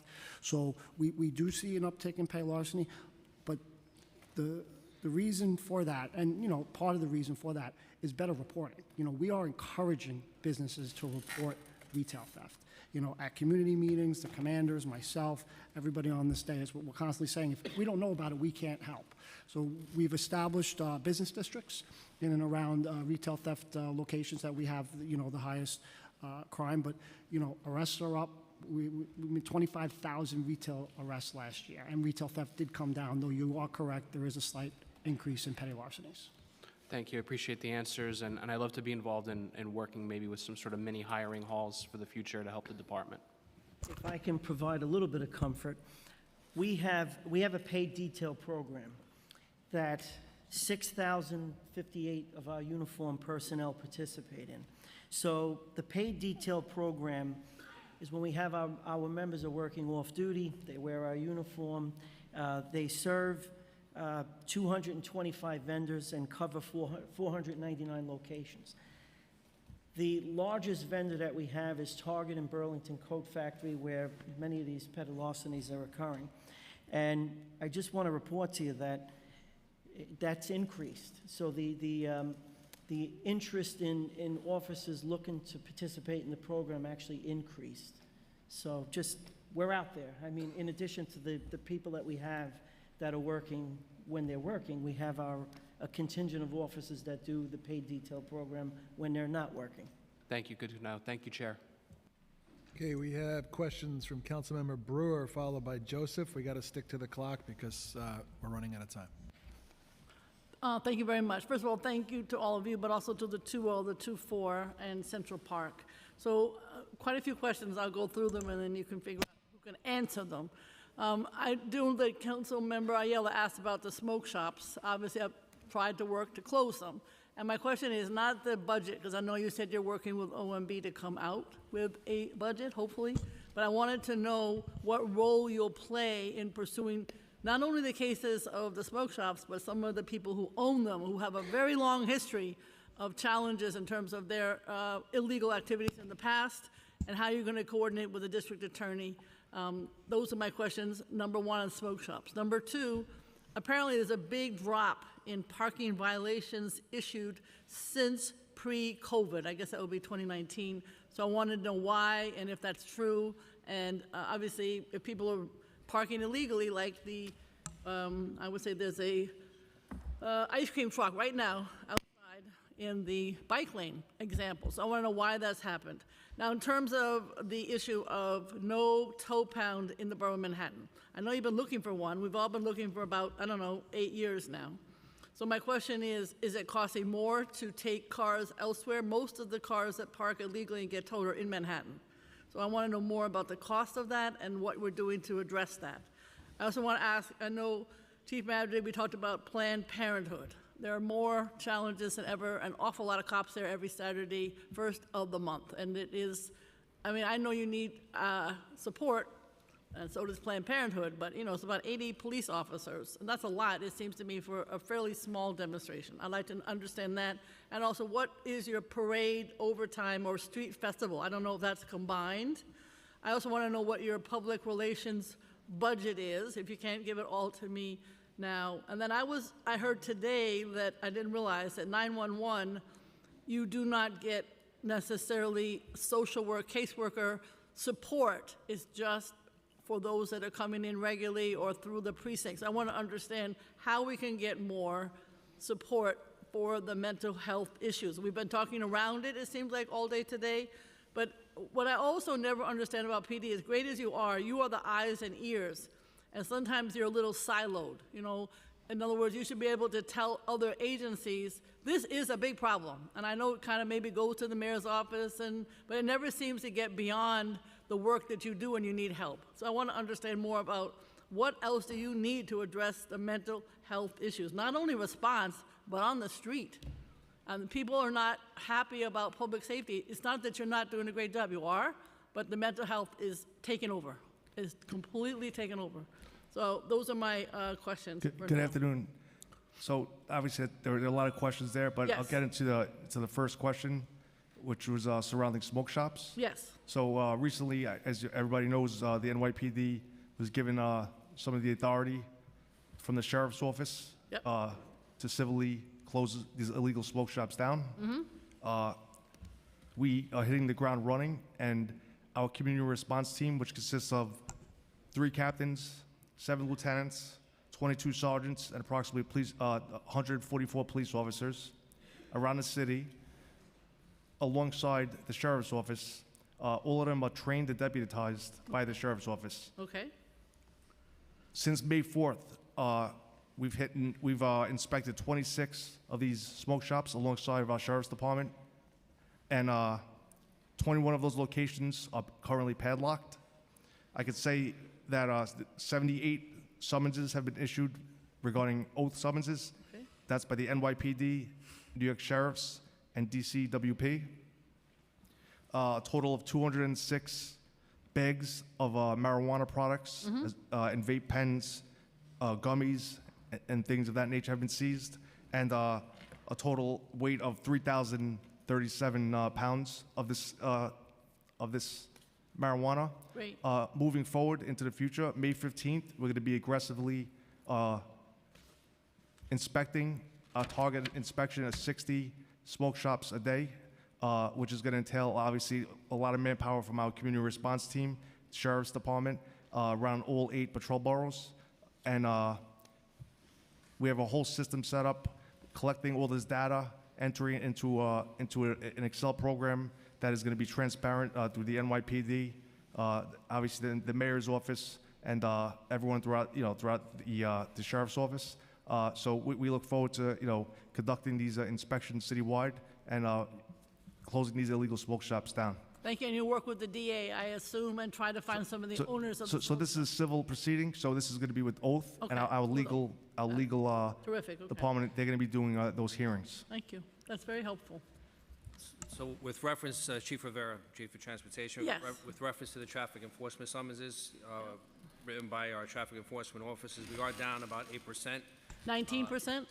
No, I'm showing 2,833,000 versus 3,098,000 that's for a a big- difference of 265,000, 8.6%. I'll be happy to share you the data with you offline.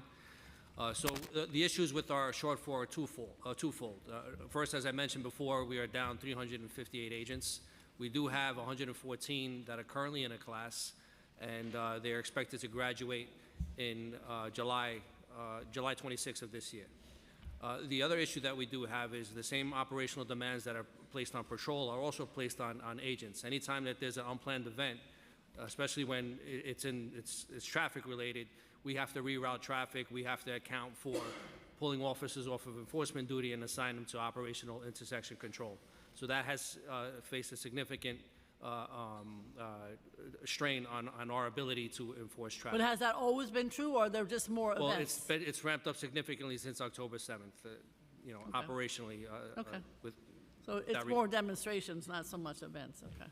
Well, even with the events as well, because as we're trying to save money with assigning officers, where in the past we assigned officers to traffic intersections, now we're replacing that with agents in an effort to save, money operationally on officers. So a lot more demands on our division than in the past, but again, we do have 114 in the pipeline, and hopefully we can get those agents out into the street, soon.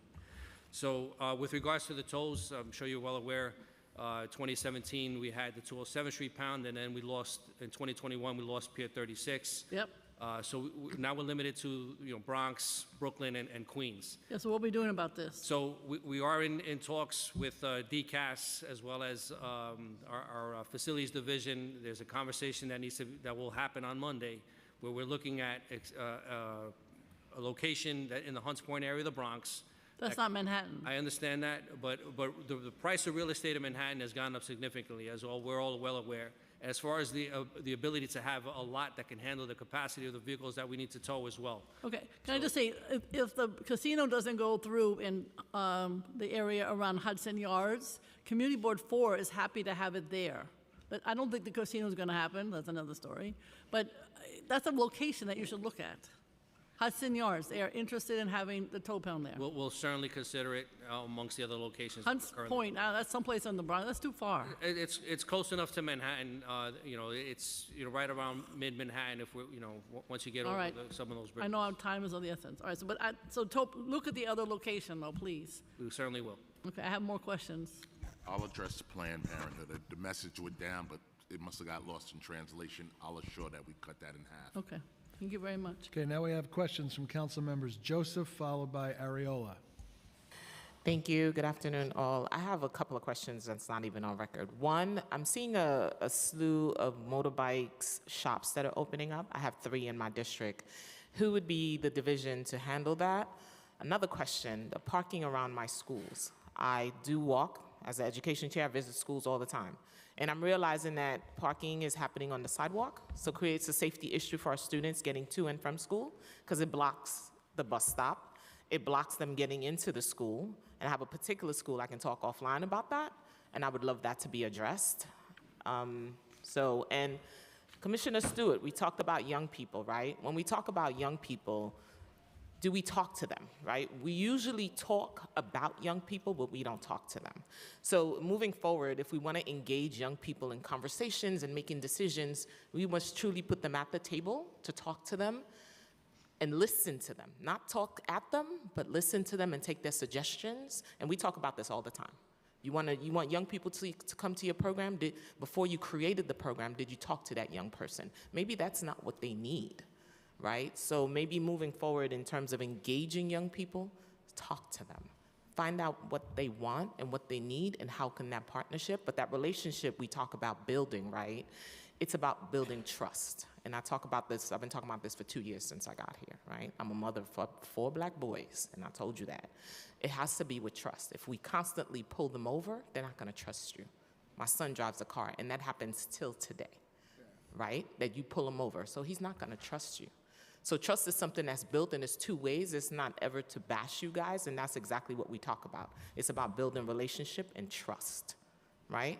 So for those programming, I think you should create an advisory board with young people at them to help you make decisions with them, not for them.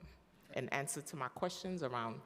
So I can address the first part of your question with regard to the bike shops. We do have a task force that goes into the bike shops, and if you're talking about moped or bicycle shops, so we go into the shops and we inspect for illegal micromobility devices.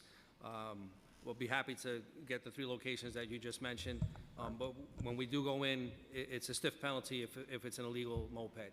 You're talking about a gas-operated device that doesn't have a VIN, it can't be registered, it can't be insured. That's a $1,000 oath summons per bike that the owner will get. For a bike shop, if they're selling an illegal bike, and usually the indicator of the illegal bike is the battery size as well as whether the pedals are fixed. If the pedals are operable, that's a legal bike, but depending on the ultimate speed, which is no more than 25 miles per hour. But when we go in and that's illegal, we don't seize the actual bicycles, but they do get a summons, for not having their bikes I'm sorry, we do seize them if they're illegal, but we give them a summons if they don't have the actual sticker that shows what the battery capacity is. In reference to the schools, around, the parking issues, I'll be happy to get those locations for you after this session. That would be helpful. Thank you. Okay, Chairs, thank you. We have questions from Councilmember Ariola on Zoom, followed by Brooks Powers.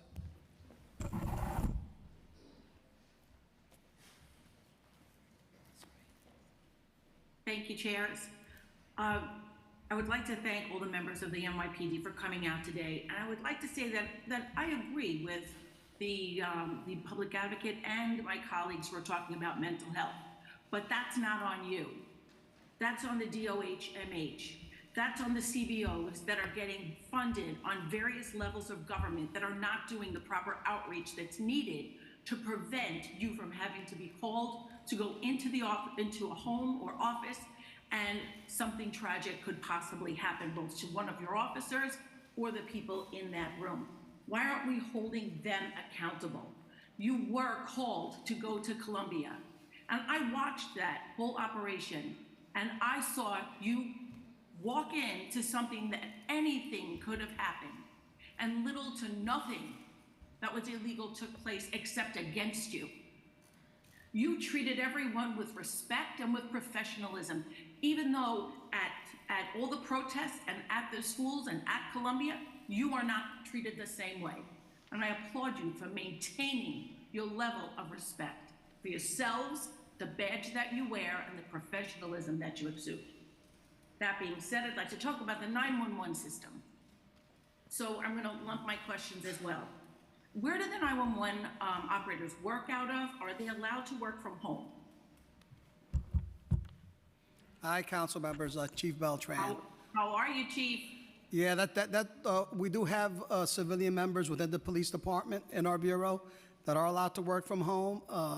The PCTs, SPCTs, and principal PCTs, who are the employees at the 911 centers, PSAC 1 and PSAC 2, have to report on site. I think the negotiation with them was they gave them the reduced days since they have to appear, so they have to make all their appearances at work at the facility. Okay, and so is that because it was initiated during COVID, and is there a plan to bring them back? Yeah, they've never been. The PCTs have always worked in the office. I think there was some administrative people maybe that were permitted to do so before. That was before I came back. But all the PCTs, all the 911 civilian workers have to appear at work on site every day. We've reduced the number of days by increasing the number of hours per day, but they show up to work every day. Okay, great. And are you at your budgeted head count for operators, or you need more? I think we need more. I think the issue here is just being able to hire to meet our head count is an issue for us, like it was discussed earlier today, that it's a challenging position to recruit and to hire, but we could definitely use more.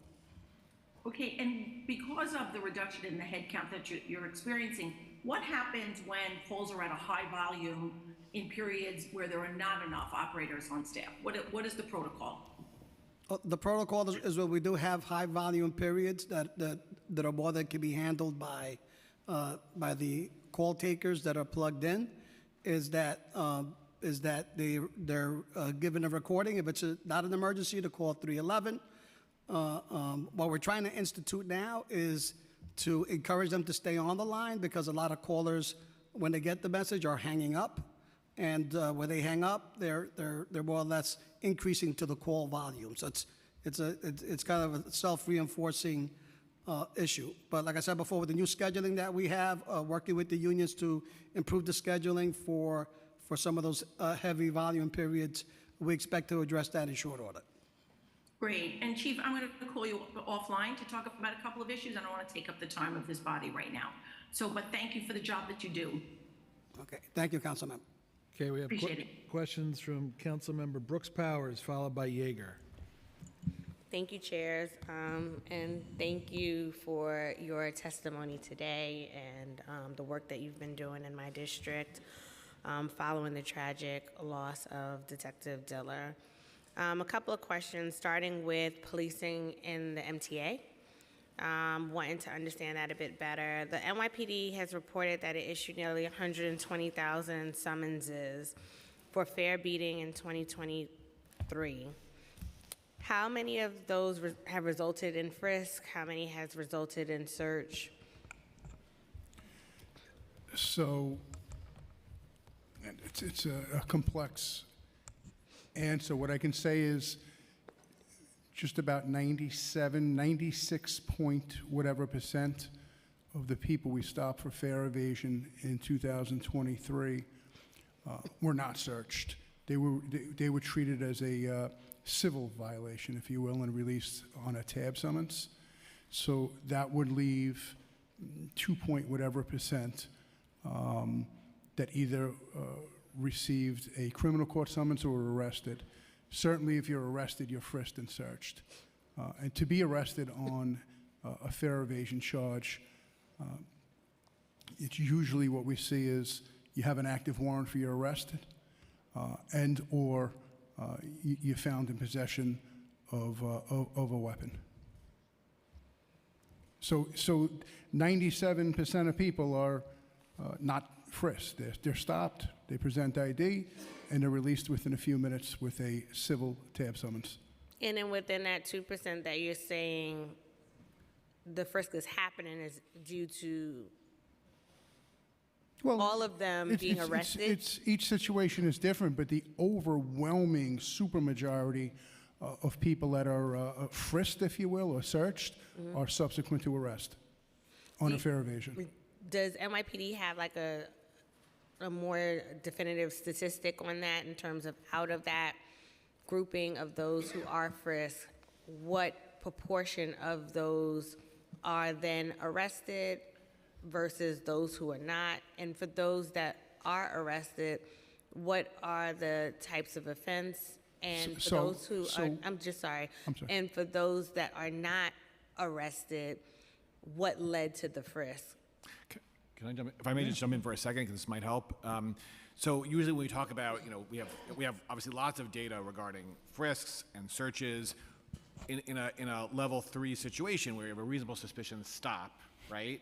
You're not making an arrest, or you may or may not make an arrest, but you're making a level 3 stop, and then there are all sorts of rules about when you can frisk and when you can't, when you can search and when you can't, and we obviously we have reports we are required to do every time we have a level 3 stop, and we have to track frisks and searches and the like.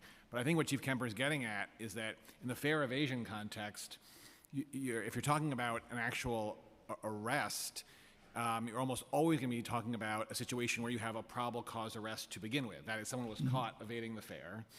Most of those times, we're not effectuating an arrest, as Chief Kemper said. But in that universe, almost always, you're going to be in a level 4 situation. Probable cause arrest for some reason, from one of these narrow reasons, we've chosen to actually effectuate an arrest. And then every time someone's arrested, right, there's going to be a frisk and search pursuant to arrest. So I don't think we would necessarily track that, because every arrest has sort of a search incident to arrest that comes with that. But I think what we can do is we can certainly, pull the data, look at it, and to the extent we have data that's responsive to your question, we will provide it to you. Chairs, can I just ask 2.5 more questions, please? I'll give you 2 minutes. Thank you. In terms of the overtime, in the prelim hearings, I had inquired about wanting to know if there was a way that PD could project what the hours are that they're needed. So instead of it being overtime hours, that the hours are fully accounted for in the budget. Is that something that PD is able to do? And then also with the coordination with the governor's efforts to address the subway spike in crimes that was taking place, what is the coordination with NYPD, MTA, and the State Patrol in terms of the searches that were taking place at the train station? And then finally, the 116th precinct, which is in my district, I wanted to just get a status update on when that precinct will actually be open There's also the satellite that's still there. And my understanding is the satellite for the 105 precinct will still be owned by NYPD, and there will still be operations out of there. But now that we have a brand new state-of-the-art precinct in the 116th precinct, I just want to understand better what that means in terms of the law enforcement presence there, in terms of, is it going to be still having units out of the satellite? And is there a way that we can develop that into maybe a community space instead, now that we once again have a brand new precinct? So I'll take the first question. Councilmember, nice to meet you. I don't know if you had the benefit of my overtime explanation a few hours ago. Sorry, I had to step away. That's okay. So our overtime's really quickly broken down into three pieces. There's the adoption budget, which you're probably looking at, that covers our core overtime. And there's a significant amount of grants and reimbursement funds that are loaded in over the year. So it's increased over the year incrementally. That's federal, state, other categorical and intracity funding. It's significant. And thirdly, some of the unfunded overtime projects we have, like asylum seeker coverage, the enhanced transit, protests, things of that nature, we manage that incrementally in financial plans with OMB. So that's why, like in the January plan, you saw that incremental increase for those types of one-year unfunded costs. Thank you for that. As far as the additional assets, you know, the NYPD increased our presence by 1,000 additional cops, really the first week of February. So I want to make that clear, and the results were immediate. Crime was down the month of February over 15%. Subsequent to a few high-profile, very, very tragic, unfortunate incidents, I'm going to bring you to mid-March, probably March 15th-ish. That's when the governor announced that she was directing the deployment of the National Guard, if you will, into the subway system, which started then and is still currently in place. So our relationship since March 15th is great. We literally work side by side. I want to be very clear.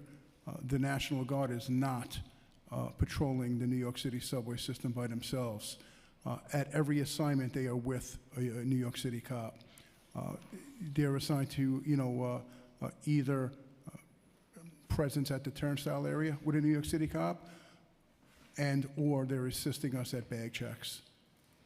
And with the communication, I understand you say it's great, but what makes it great? Like, how is the chain of command when you're there? We had the MTA a few months ago come in and give their perspective, but I'm curious to hear from NYPD's perspective, what's working, what's not working, how the communication is to address being preventative in terms of the crime in the subway. So I'll be clear, the NYPD is in charge of public safety in the New York City subway system. Everyone else that's assigned there, including the National Guard, is to support our efforts. And I'll say this again, the relationship is strong, we get along, and it's well received by the public. I want to say also that our efforts, the cops' efforts, New York City cops' efforts since the beginning of February have reduced crime dramatically. 15% reduction in February, 23% reduction in March, 23% reduction in April. And I don't want to jinx it as we're sitting here right now into May. But we could always do better. We're not waving a flag of victory. We recognize that. I say that all the time. We always strive to have zero crime. But we are nowhere near where we were in January. We understood the concern. We recognize the concern, and tremendous investments have been made. And those investments, and I'm proud to sit here and tell you, those investments are paying dividends. Thank you for that. In terms of the 116, late September, early October, we'll probably name a commanding officer next month. September, October? Excuse me? You said September, October? Yeah, September, October. What's causing the delay? Because I was told it was going to be late spring by DDC. No, I don't think that was ever, I've never heard that. I've always heard mid-September, late September. So we're looking at mid-September, late September, early October. But we are in the process of finding the commanding officer. We'd like to have the commanding officer named by early to mid-June. That way the commanding officer, he or she, can start getting into the community, start developing a little bit of a leadership team, help build a community council, start doing certain things. So that way when it does open, he or she will have a community council in place. They'll have certain things in place as they start bringing in new police officers and start addressing the conditions over there in the 116. And it'll still have that community process in terms of the community being able to be a part of the interviewing, correct? Yes, absolutely. We're going to definitely open it up for the community to meet with whichever commanders submit and selected. The 116 is going to be great. You know, we have a community room there that people will be able to use. In terms of the other building, you know, it's still our property. We have to sit down and strategically figure what we're going to do with it, if we're going to put different units in there, if it's more advantageous for us to put different units there to send extra support to the Rockaways, things like that, or detective units or other units. So it's something that'll be worked out and discussed. I think it would be wonderful to consider like maybe a community space there instead, because adding other units there, I'm already concerned about the parking dynamic for the police cars, so that they're not on the sidewalks, they're not taking up the community space in that, because parking over there already is just not great. And so it would be great to maybe repurpose that facility, considering we have a brand new facility there. But thank you for the responses. Yes, ma'am.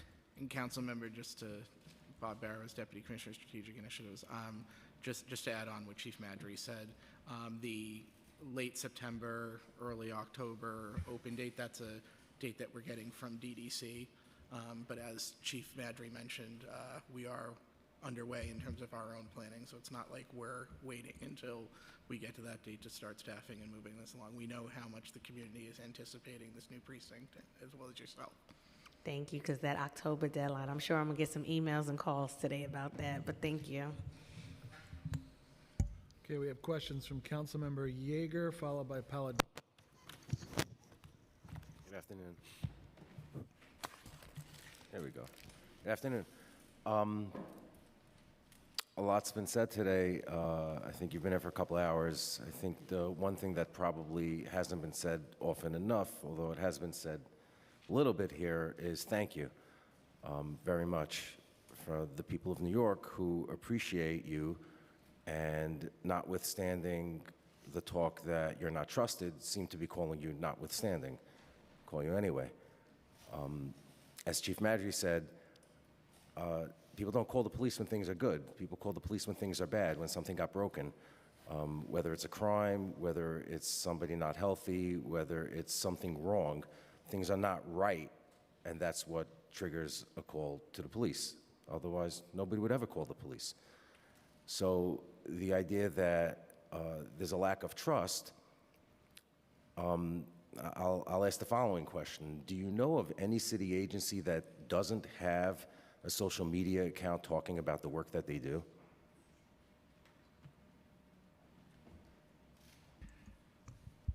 Councilmember, I appreciate the question, but I just, for the same reasons that we didn't I'll respond answer earlier, it. we're not going to do that here. No problem. Lawyers.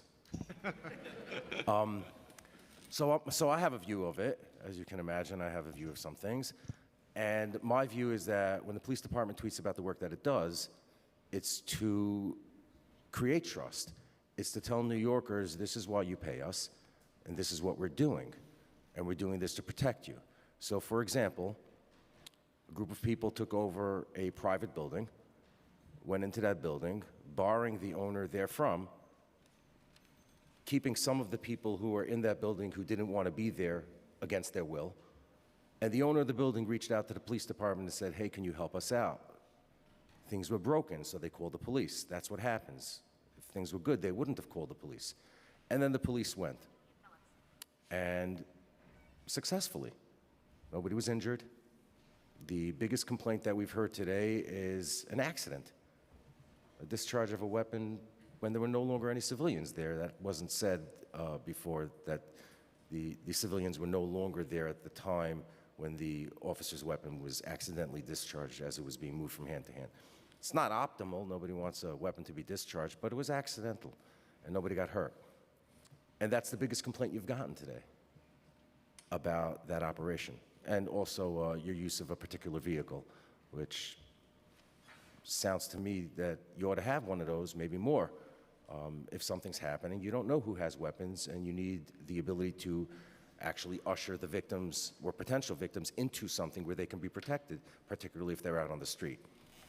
So it's spoken about the fact that there are complaints about, and you don't have to answer this, I know you're off that topic, but I'm on it. I want you to keep talking about it. I think there are a lot of New Yorkers that appreciate that you keep talking about it, and we always talk about how Twitter isn't the real world, and it isn't, but the complaints that the loudest voices against the police department are on Twitter. It's not in the real world. It's not in the communities that we represent for the most part. The idea, that wasn't the question because you're not going to answer it. What's been going on in New York City for the last couple of weeks, the last couple of months, it's clearly escalated, and it's not because of law enforcement's fail, right? I mean, it's been escalating, and there are a lot of people responsible for it escalating, a lot of people who have deliberately caused that kind of chaos because they want chaos. And the police department's response is to respond. I mean, that's the job. It's not there to stop it before it happens because you can't. Anybody can say anything they want. They have free speech. When the free speech gets to the point where it's taking over private property and threatening people's ability to live free, it's no longer free speech. It's not free anymore. There's a cost. And free speech that costs is not free, and that's not constitutionally protected. It's not. Can't just march into somebody's house and take it over and say, I'm here now and I have free speech. I appreciate you very much, and I know that there are a lot of members of this council who do, and there are a lot of New Yorkers who do. We have over 8 million people who live in the city, and a lot of us call you, and we ask you to do things for us and for the neighborhoods that we live in, and you show up. And the complaint about the response time, just want to remind for the public that we lost cops to attrition, and we lost classes of cops to replace the attrited cops. So, since this is a finance hearing, I'm going to get to the finance part. I recognize from your testimony, Commissioner, that you have reinstated 2 classes, July and October. So, as I understand the fiscal implication of cops on straight time versus overtime, if you have 5 cops who are on overtime or 10 cops on straight time, we have double the cops, but it's actually less money. Is that a fair assessment of the finances of how it works? So, yes, but I think it's more nuanced than that. It's not just overtime, there's salary involved. I'm not talking about pension costs, and I'm talking about on the straight operational budget of the City of New York. When we talk about because the biggest complaint about your expenditures for deployment is overtime. Oh my God, there's overtime. By the way, I've been to hearings for the last 6 years and 4 months and 9 days, and never once did I hear anybody criticize or question the Department of Sanitation's overtime cost or the Department of Transportation's overtime cost or any other agency. I know the mayor has said the same thing, and it's true. Never seen any other agency's overtime cost questioned. The police are called because something happened. So I'm just asking, personnel-wise, if we have more cops and they're only doing their shift and not a minute of overtime. Yes, the rate is time and a half for overtime versus straight time. Cheaper. Yes. Fiscally responsible? Fair to say? So we want more cops to reduce the overtime. Well, I think in concept, right, our overtime is up. Our active officer headcount is down 8%. Like I testified before, that's 6 million in straight hours we don't have. That's 6 million in straight hours that may alleviate the overtime burden in concept. Okay. If there was no crime in this city, there probably wouldn't be overtime, right?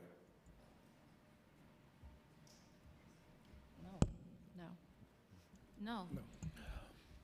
It's not a trick question. Okay. Look, I went over my time, and I know the chairs are looking at me, and I like to go last because it's really, I'm not last. You're not last. I'm not last. because my time is running out here, and this is maybe my last opportunity to keep Councilman Brannon sitting and working. We came in together, and we get to leave it around the same time. But I really do appreciate you very much, and it has to be said very often and very loudly. You're doing what we have asked you to do. We all took the same oath to serve and protect our communities in every single way we can, to uphold the Constitution of the state and the country and the Charter of the City of New York. And our obligations are the same. Whether we wear a uniform and put ourselves between danger and the citizens, or whether we wear a semi-fancy suit and sit behind a microphone and pontificate at you. Our obligation is the same, but you're the one with a hard job, because your guys wake up every single morning and they don't know what they're going to face. And as we saw very recently in the most tragic way, a baby without a father because of that. So thank you very much, and keep it up. Thank you. Okay, we have Councilmember Palladino. Good afternoon, everybody. At the risk of sounding redundant, terribly redundant, yet the thank yous just cannot stop coming.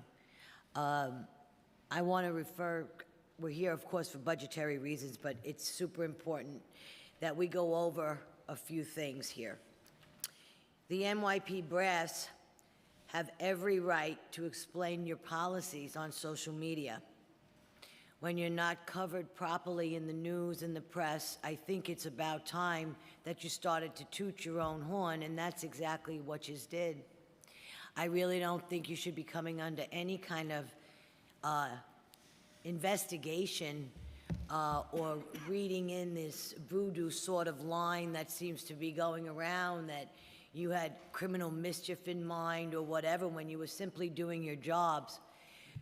People don't understand. You were up against criminals in these universities. They weren't just simple protesters protesting peacefully. We know what peaceful protesting looks like. I certainly do. We've lived through it a lot. But we saw what could happen in 2020, and happened in 2020, and we don't want to see it happen again. So what you guys did was you nipped it in the bud, but you did it with the way you should do it, with respect. And you should be, in return, respected for the way in which you handled it. I'm terribly upset about Chief Chell. I'm terribly upset about the narrative that was put out yesterday when he was asked to speak at a town hall that everybody knows. Councilmember Palladino hosts a great deal of town halls, whether it's about DOT, DEP, DDC, public safety is constant. And the fact that he was brought under scrutiny by the Daily News, New York One, and other such media is absolutely disgraceful. And I'm terribly sorry. And for Kaz as well, I'm terribly sorry. Everybody did their job. It was a tough job, but they don't understand the people, and you had to go to the people and tell them that you were faced with anarchists. You were faced with things that you guys probably maybe never saw and some did, the young guys probably never saw it. And you had every right to go to the media and to defend yourselves. And the fact that this body here in this city council wants to call you to task and yet now tell you nicely how much they all need more of your help. And yet when you respond to their help, you get criticized and you get called out on the mat in the worst possible way. I am angered and I'm very sad because our NYPD deserves the respect, and you should be getting the respect. And please extend to Chief Chell and Chief Dougherty that I'm brokenhearted for them, and you will continue to get the respect you need from the people that you heard from here today. So thank you very much, everybody. Thank you. Commissioner, you and your team, I appreciate you giving us your time today, and we look forward to working with you in the future. Thank you all very much.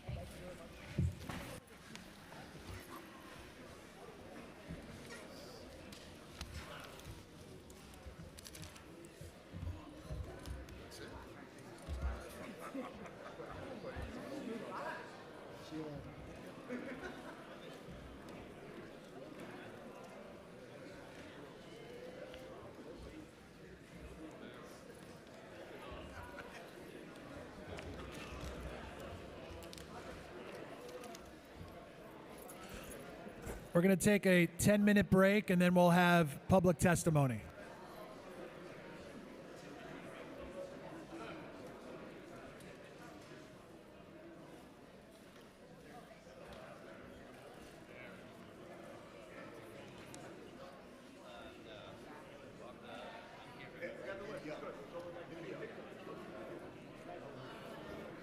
Can I ask a question? Yes. Can you get me the list?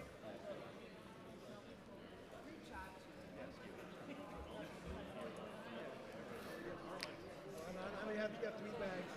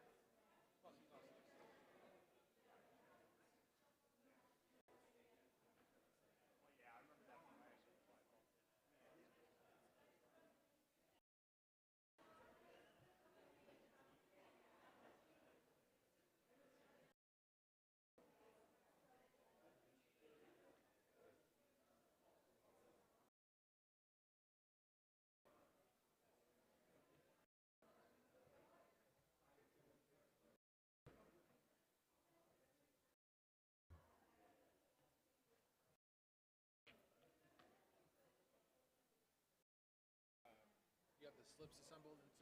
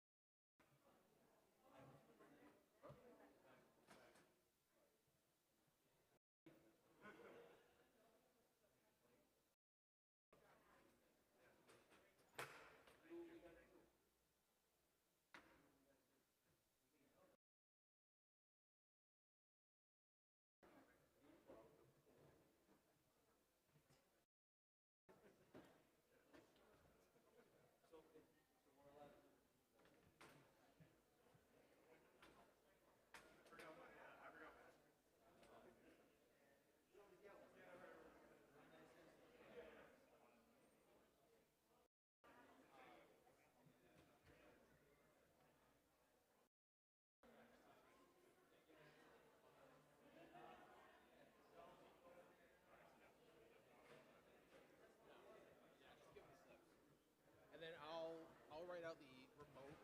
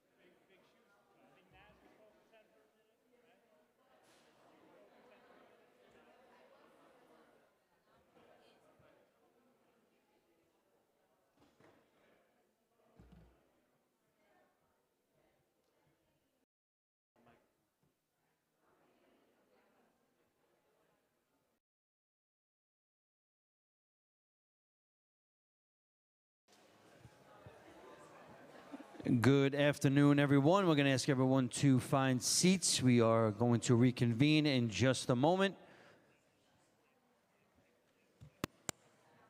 And just a quick reminder, if you have an electronic device, cell phone, please set that to silent at this time. Once again, we are going to reconvene with public testimony in just a few moments.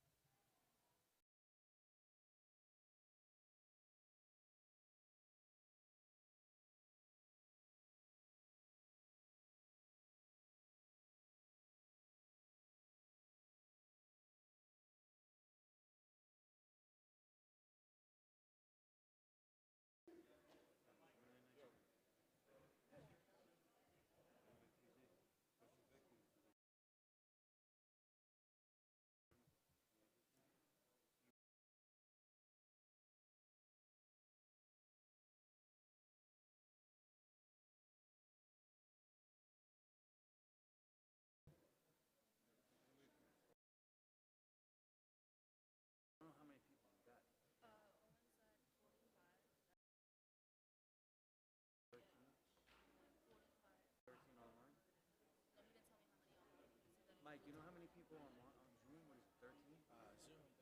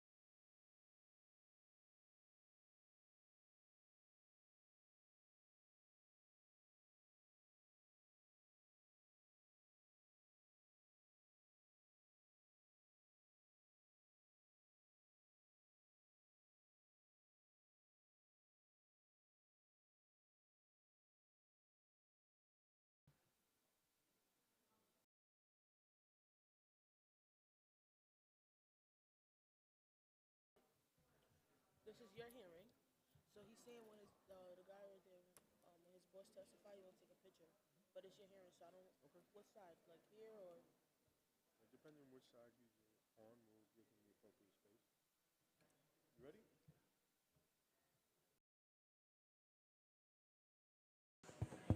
Ladies and gentlemen, please come to order. We're getting ready to resume with the hearing. Once again, please come to order. We're ready to resume.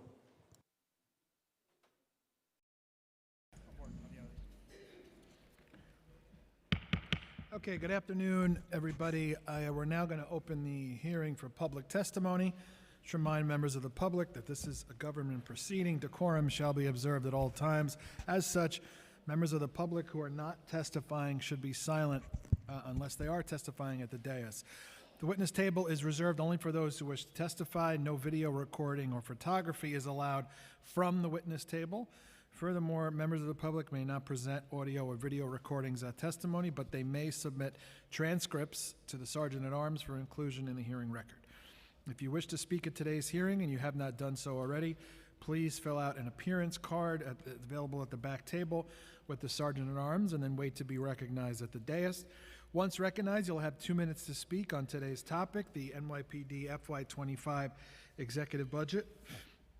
If you have a written statement or additional written testimony that you wish to submit for the record, just provide a copy of that testimony to the Sergeant at Arms. Also, for people that might be watching on Zoom or here today, if you want to submit testimony, you have 72 hours after the hearing is over to submit testimony.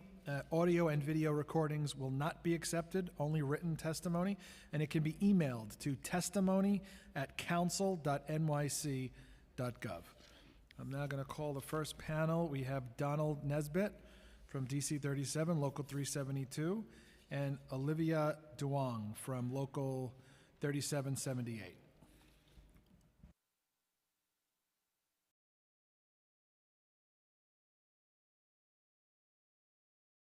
Hi, good afternoon. You could begin when you're ready. Good afternoon, Chair. I'm Donald Nesbitt, Executive Vice President of Local 372, New York City Board of Ed. Employees from District Council 37 asked me, it's an honor to be before the committee to testify on behalf of the 2,200 school crossing guards who we represent under the leadership of President Sean D. Francois I. School crossing guards are often the first line of defense to improve the safety for students who walk, bicycle, and take public transportation to school. Student pedestrians often face major safety traffic hazards every day caused by double or triple parked cars and at bus stops in front or near school buildings. These workers have risked their own safety, their health, and lives to perform their vital services to the community. This role often places the school crossing guards in vulnerable positions with no immediate assistance on hand. Just last year, 2 of our members in Queens were struck by moving vehicles, and unfortunately, one of those 2 tragically lost her life. Cases like this are sadly becoming a common occurrence, and it is essential that the city increase funding for additional hiring of school crossing guards. When such incidents happen, an on-duty school crossing guard would have to leave their post and cover the recent vacant station or post, thus leaving a school crosswalk vacant and vulnerable to accidents and student safety. The city cannot continue shuffling our members around when the number of school crossing guards are not enough to begin with. As the number of school crossing guards continue to decline, the number of unprotected school crosswalks continue to rise. This leaves our children's safety and public safety in jeopardy. Local 372 respectfully requests that the city restore the school crossing guard positions that were cut from the previous budget to fill the priority school crosswalks.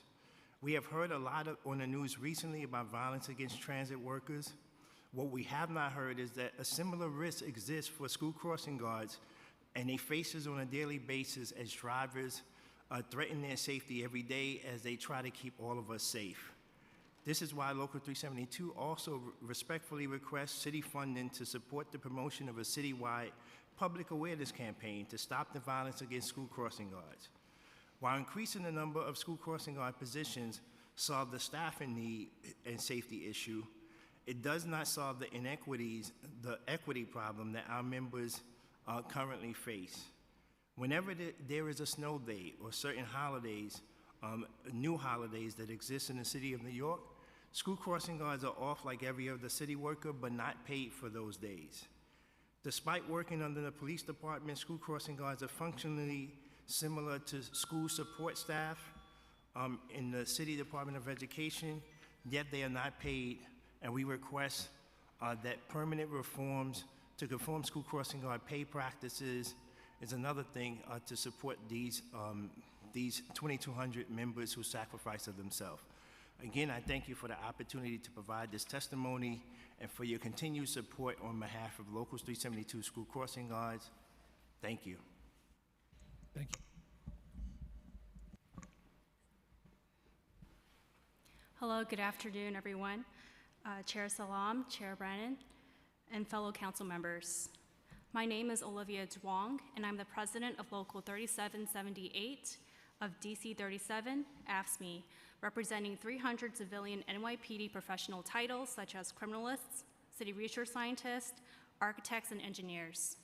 I'm here today to highlight a group that has been providing essential public safety services in the background, the forensic scientists or criminalists working at the NYPD Police Laboratory, of where, as mentioned today by our commissioners, is a core operation of the police department.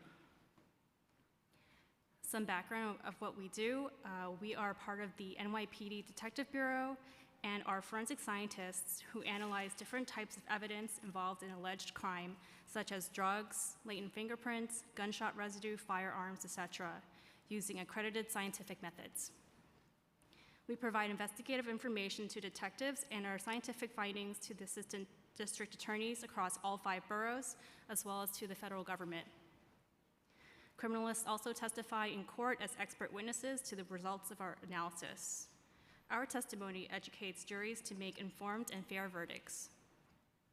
Throughout the pandemic, criminalists were deemed essential workers for our role in public safety, and we answered the call. Council members, there is an urgent need for a new laboratory building. Currently, there are just under 400 employees who work in forensic chemistry, firearms analysis, and crime scene departments out of a 5-story building in Queens built in 1930. Originally a department store, refitted as a college university, and most recently a chemical laboratory, the current facility is outdated and in a state of constant repair and disrepair. I believe testimony from our former Chief of Forensic Investigations Division, given a few years ago, mentioned how urgently we need a new home. Millions of dollars have been put in and continue to be put in just to ensure the roof does not leak. New York City is a gateway of drugs in the United States. In the past 10 years, the landscape of drugs has become increasingly variable and deadly. Fentanyl, modified fentanyl compounds, and synthetic cannabinoids are flooding the streets, and our laboratory members are tasked with handling them day to day, hour by hour. Most alarmingly, carfentanil has been detected more frequently in the last few months. Carfentanil is used as a tranquilizing agent for elephants and other large mammals. It's approximately 100 times more potent than fentanyl, which can be lethal at the 2 milligram range. To visualize that, 2 milligrams is about the size and mass of one singular grain of rice. In addition to overdoses and among opioid-tolerant users, and even amongst opioid-tolerant users, the presence of carfentanil poses a significant threat to first responders and law enforcement personnel who desperately need the right PPE and facilities to handle these ever-potent materials. Please conclude. Yes, just to wrap up, our operations have long outgrown the space provided for testing needs. Despite all these challenges, we continue to provide the highest quality of testing for the City of New York. And I thank the Public Safety and Finance Committee today for the opportunity to speak.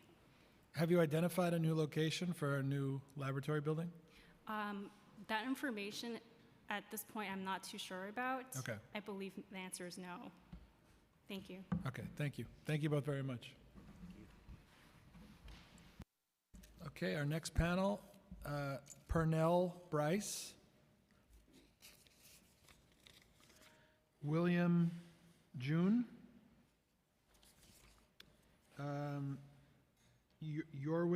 Yoris Romero, I'm sorry, I couldn't read the handwriting. Kimberly Saltz, and Darren Mack. Darren Mack, Kimberly Saltz, Yerwin Romero, Pernell Bryce, William Gunn or William June.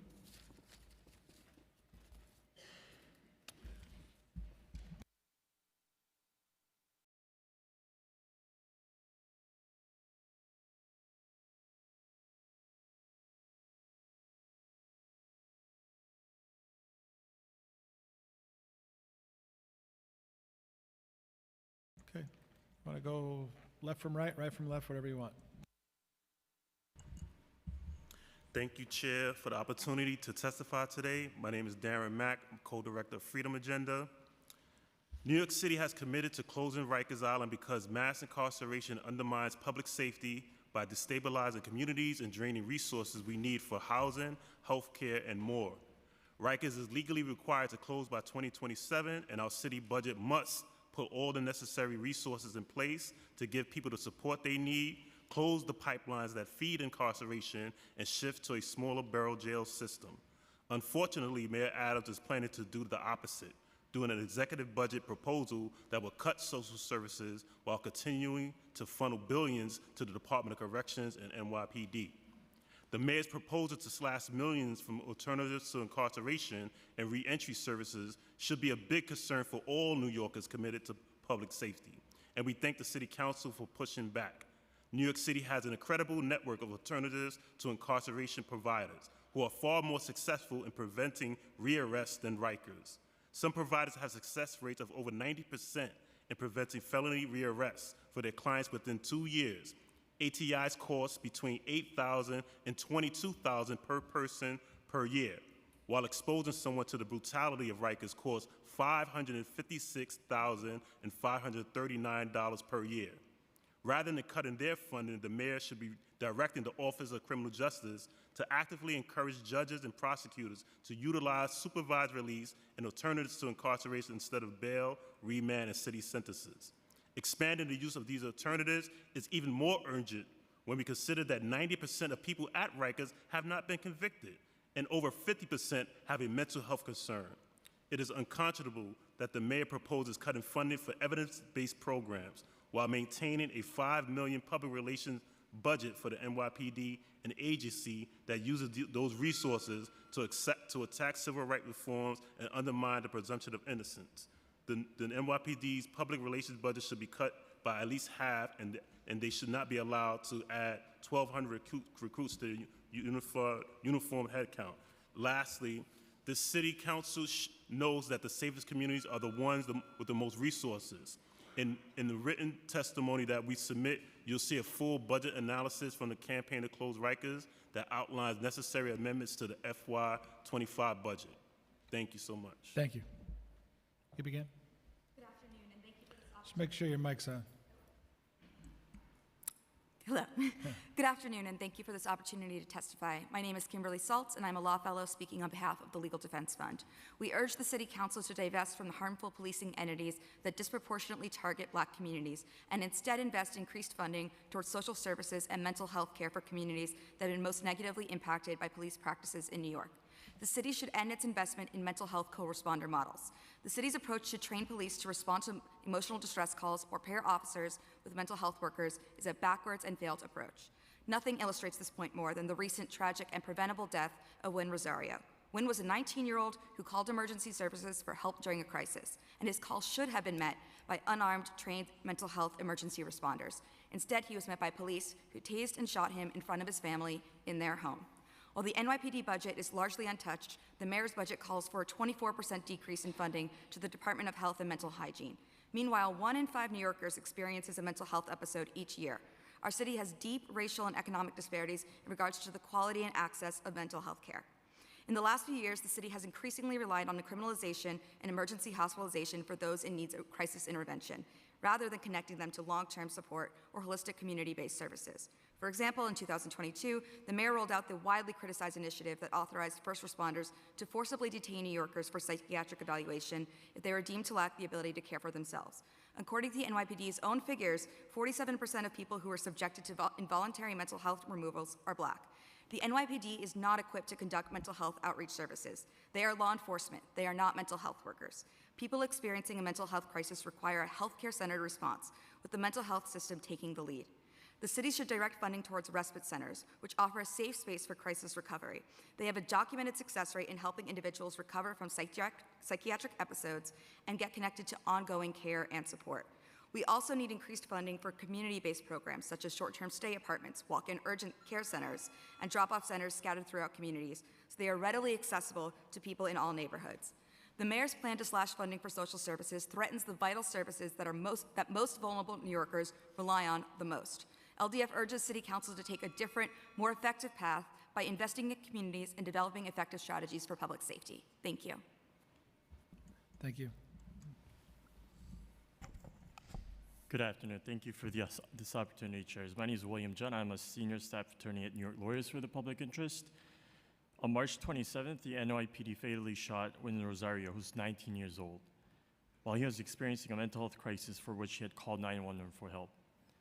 How many more individuals must die by the hands of police before you finally adopt a more humane, peer-led, and person-centric approach to mental health crisis? I'd like to talk about three things today. First, the city's Be Her program still authorizes extensive police involvement and is likely to continue the violent responses by the NYPD. For example, in fiscal year 2023, close to 80% of all mental health calls in the Be Her pilot areas were still directed to the NYPD. The city must join other cities to remove police entirely from the equation. For example, CCIT NYC is a coalition of over 80 New York City organizations, and it has already developed such a proposal in which teams of trained peers and EMTs who are independent of the city government would respond to mental health crises.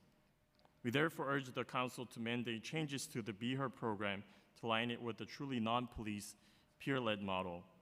Second, the mayor's involuntary removal program allows untrained police officers who have no expertise with individuals with mental disabilities to detain them by force and remove them to a psychiatric hospital against their will, solely because the officer believes the individual has a mental disability. No New Yorkers should be treated this way. Lastly, the governor recently announced that she is directing $20 million to the Subway Core Response Outreach Team, the SCOUT team, which permits the use of force against people with mental health challenges. But what people with mental health challenges need are supports and services such as the successful non-police SOS health teams in the subways, who are trained to bring in the police if needed. We ask that you urge the governor to instead use the $20 million to provide for voluntary mental health treatment, respite care, food, clothing, and shelter. Thank you very much. Thank you. Thank you all very much. Thank you.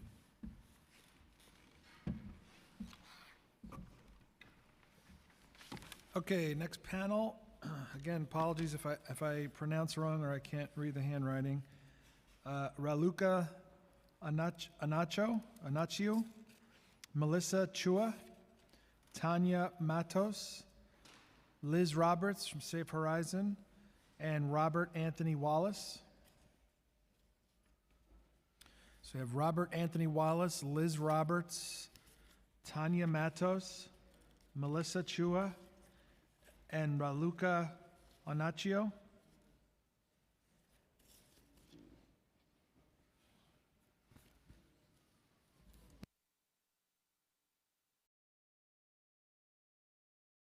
Okay, say your name and begin.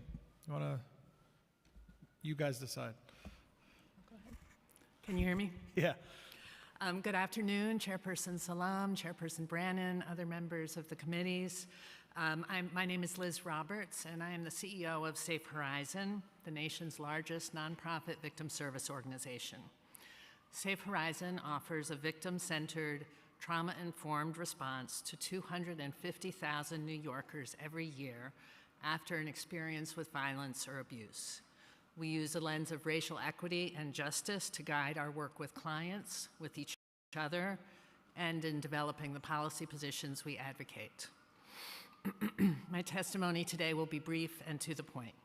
We need the help of these committees and the full City Council in urging the mayor to reverse a $3 million peg to our crime victim assistance program. If this cut goes through, it will dramatically curtail Safe Horizons' ability to respond to victims of crime and abuse across all 5 boroughs. At a time when New Yorkers are deeply concerned about shootings, transit crime, sexual assault, hate crimes, and other forms of violence, we need a deeper investment in victim services. The last thing we need is unnecessary budget cuts to essential programs that help individuals and families to heal. Who does this program serve? In fiscal year 23, the Crime Victim Assistance Program provided services to over 26,000 domestic violence victims, over 27,000 victims of other crimes, and 811 sexual assault survivors, reaching a total of nearly 54,000 victims. Because our advocates are in all 77 police precincts, 9 police service areas, and all 5 Special Victims Division precincts, we proactively respond immediately after an incident, reaching crime victims in every neighborhood, every community, across all 5 boroughs. The loss of $3 million in funding will mean 11,000 crime victims who could have had our help will not receive it next year. 20 precincts that currently have on-site advocates would no longer have that support for their community, and 50 full-time staff positions would be impacted. Mayor Adams has emphasized the importance of public safety, but we know that true public safety requires a holistic approach, addressing the root causes of violence and supporting those who have been impacted by it. The work that we do helps to break the cycle of violence and create a safer, more resilient city. Thank you. Just hit the button on your mic. Oh, yeah, there's an on switch. My name is Robert Wallace, known as Bob. I live at 236 East 82nd Street, apartment 5A. I'm a lawyer at Paul Weiss, but I'm not here representing anybody. I'm certainly not here on their behalf, but I'm here because I'm a person who's concerned about the escalation in, let's call it collective violence of demonstrations and people who take advantage of those. There's been a lot of testimony for the time I was here this morning that just gets me absolutely convinced that the police department's doing everything they can across the board in all kinds of dangerous situations, dangerous challenges that New Yorkers and particularly the police face. And I was going to make a few recommendations of where the public safety budget should go, except now all I can say is don't cut it and let the professionals do their jobs, because it seems to me like they're doing exactly that. My specific concern, and those of the people that I associate with, are that the city has had more frequent and more highly charged public events around the Mideast crisis or the Mideast events before and since October 7th. It's around the same time private lawlessness that takes advantage of these events has also gone up, and it's affected persons and properties, the feeling of safety that people have, the feeling of safety that property owners have. I only came here today to plead that public funds, that I think you have a role in recommending, should, in this climate, have a larger share of any recommendation you make, and that you may have maybe have ever made. So thank you very much for listening to that. Thank you very much.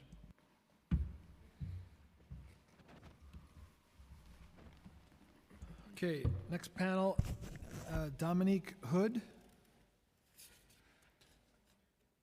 Abdul Nasser, Bard Cash, Sophia Whetstone, David Jenkins.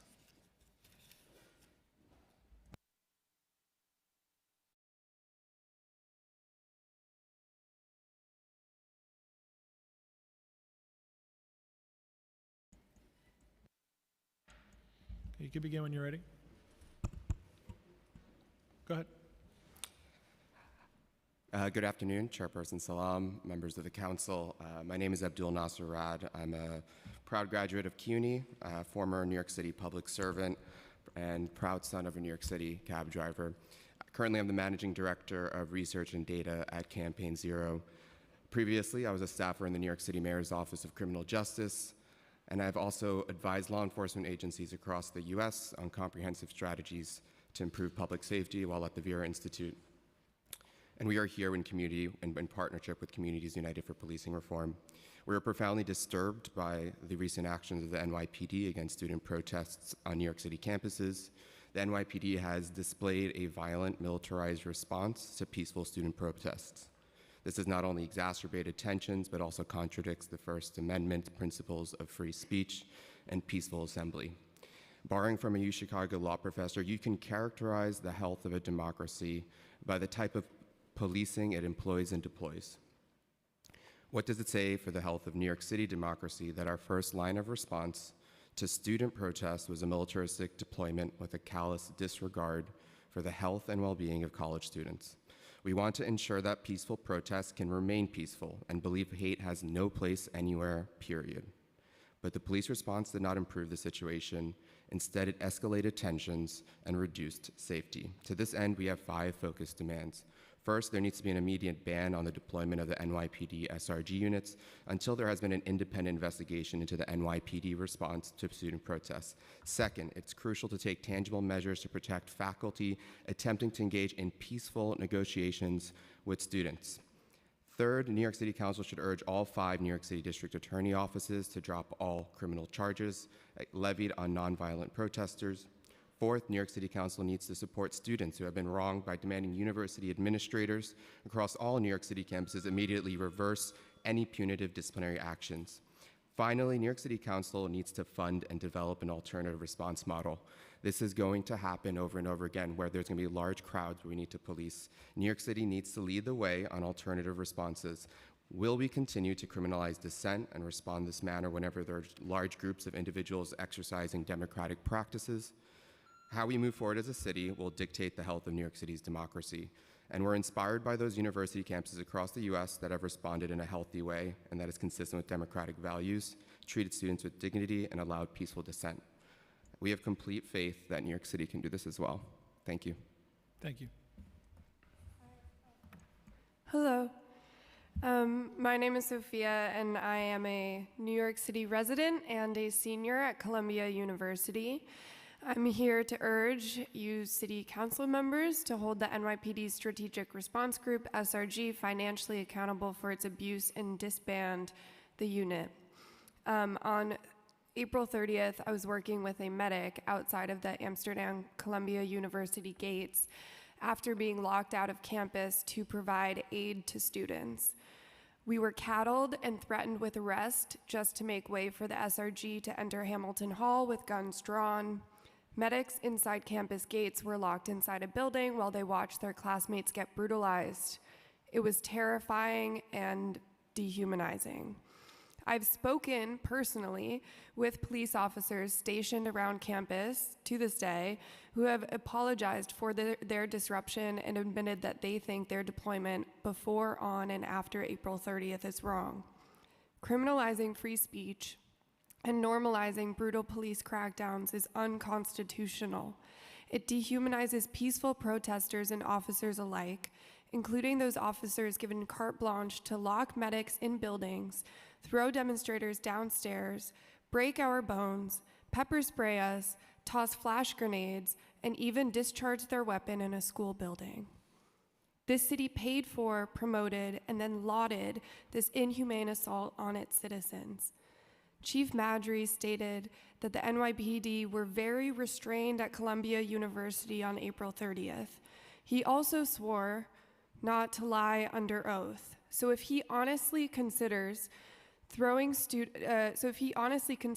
discharging a gun in a school building, throwing students downstairs, breaking their bones, and locking medics in a building restrained, I am terrified to imagine what he would define as unrestrained police behavior. In short, the SRG's mission and behavior is not rational. Rather, it is antithetical to the foundational values of the United States: life, liberty, and the pursuit of happiness, freedom of speech. So you guys have a clear choice. You can hold the SRG accountable for its continued abuses and vote to defund the unit, or at the very least, ban it from ever entering college campuses for protest again.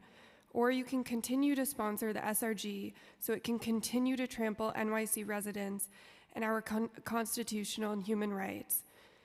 Any of your children could be up here asking the same exact thing as I am right now. Thank you. Thank you. Hello, my name is Bard Cash. I'm a graduate student at Columbia University and a New Yorker. I'm here today to testify about the SRG. I agree with much of what Sophia said. The particulars of the brutality experienced by student protesters, peaceful student protesters, and I'll even do the caveat of outside the building, is unacceptable. I think further, speaking directly to testimony heard earlier this morning from Commissioner Caban, directly leads to what I take to be the core issue with the SRG, which is that it elides an incredibly important distinction between protected speech and, in the case of what Caban was saying, terrorism. It is a problem that there is a section of the NYPD whose tasks are both to counter terrorism and then deal with First Amendment protected protests. Responding to First Amendment protected protests with a highly militarized unit is an excellent way to escalate those protests. We have seen historically, both reported on by Human Rights Watch, by the by the NYCLU, et cetera, that this is what happens every time. When there are mass protests in the city and the SRG is deployed, there are hundreds of people arrested, sometimes unconstitutionally, and hundreds of people injured. It has to stop. It must be disbanded. That's all I have to say. Thank you all very much.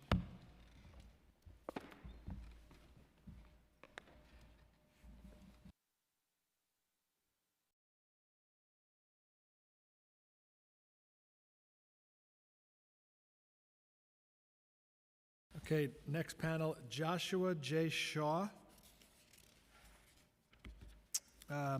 Nash Dixon, Devon or Devon Krishnani, I'm sorry, I can't read it, Ilana Mendez Pinate, and Elizabeth Branty.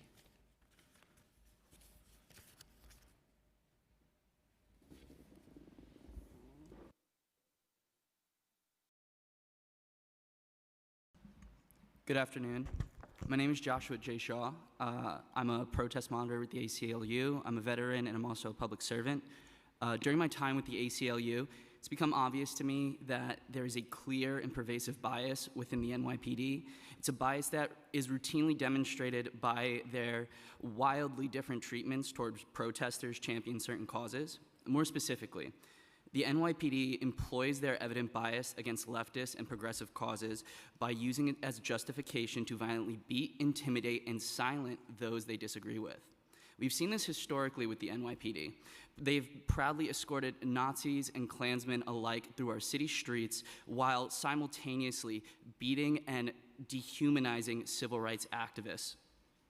Unfortunately, this stark dichotomy still exists today, and it cannot be better exemplified than by the NYPD's treatment of the peaceful protests in opposition to the ongoing genocide in Gaza. Zionists and pro-Israel advocates have seemingly been granted unregulated authority to issue death threats, dox, and unleash violence on these protesters. All the while, the NYPD turns a blind eye to their crimes. And sadly, for those who call for a free Palestine, they are not awarded these same luxuries, and they must fear for their lives every time that they're brave enough to stand against fascists and their sympathizers. In the NYPD's campaign to silent dissent, the SRG has been the primary weapon in this arsenal, and that is exactly why it must be disbanded immediately. Additionally, the SRG must be disbanded because, quite frankly, it's ineffective. They don't scare us. Despite all of their resources, all of their posturing, despite all of their might, they have failed to silence us. And they will continue to fail to silence us, because as long as there are oppressors, there will be those who are brave enough to stand in their way. I ask you to stop funding the SRG and reallocate our tax dollars towards initiatives that will actually help our city flourish, instead of wasting our money on something as useless, as ineffective, and as incompetent as the SRG and the NYPD. Thank you. Who wants to go next? Of course. Thank you. Hello, my name is Devin Krishnaswamy. I am a New Yorker, and I am a CUNY student as well, who has witnessed some of the most dehumanizing events caused by the SRG and the NYPD as a whole. I have seen students, protesters, being pushed to the ground. I've seen students being put in chokeholds. I've seen unbelievably horrifying things that are being put on those who are trying to peacefully protest and who are trying to echo what is a genocide going across. The SRG has been doing this along with to many other protesters, and it is most important that we not only defund and disband this group, but we also reallocate those funds to what the city actually needs. It is incredibly important because right now we are giving this group, we are giving the NYPD money, funds to brutalize and attack peaceful protesters, including myself. And I especially applaud those who have been able to stand and continue the protest, including those in Columbia and in the city, in colleges in the city and in the state alone. And I hope for an end to the violence that is going on, and I hope that the SRG is disbanded, and that is all I have to say. Free Palestine. Thank you. Thank you. Go ahead.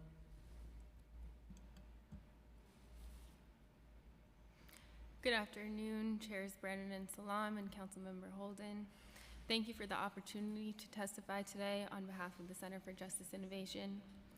As the city further invests in traditional public safety methods, it is imperative to make parallel investments in preventative services, upstream responses, and justice system off-ramps like alternatives to incarceration. Funding for programs like ours can help keep individuals out of the justice system in the first place, and when necessary, connect involved individuals with meaningful supports so they can live productive lives safely in community. Our sites, including the Midtown Community Justice Center, Bronx Community Solutions, Neighbors in Action, and more, play an instrumental role in reducing recidivism. Beyond just processing cases, our staff works to resolve the underlying issues that can result in justice system involvement, connecting participants with a range of services, including counseling, drug treatment, employment, and housing help. Offering support early builds safety, restores lives, and saves money. For example, at Brooklyn Mental Health Court, teams of mental health practitioners and judges work together to craft effective responses to crimes committed by those with severe mental illness. Addressing both program participant needs and community safety concerns, the court links defendants who would ordinarily be incarcerated to long-term community-based treatment. To date, over 1,300 participants have received treatment, satisfied program requirements, and graduated, all outside of the carceral setting. These participants saw a 46% reduction in the likelihood of rearrest and a 29% reduction in the likelihood of reconviction. The center's programs generate lasting benefits to public safety. With further city investments, we can continue to transform the justice system into an institution that is truly meaningful and transforms the lives and communities it touches for the better. Thank you. Thank you. Thank you so much, Chair Brennan, and thank you, Chair Salam. My name is Ileana Mendez-Peñete, and I'm here on behalf of Communities United for Police Reform and our New York City Budget Justice Campaign. We're here to talk about the fiscal year 25 executive budget that proposes $5.8 billion for the NYPD's expense budget, but it also proposes another $6.1 billion in fringe and pension costs for NYPD that are centrally funded.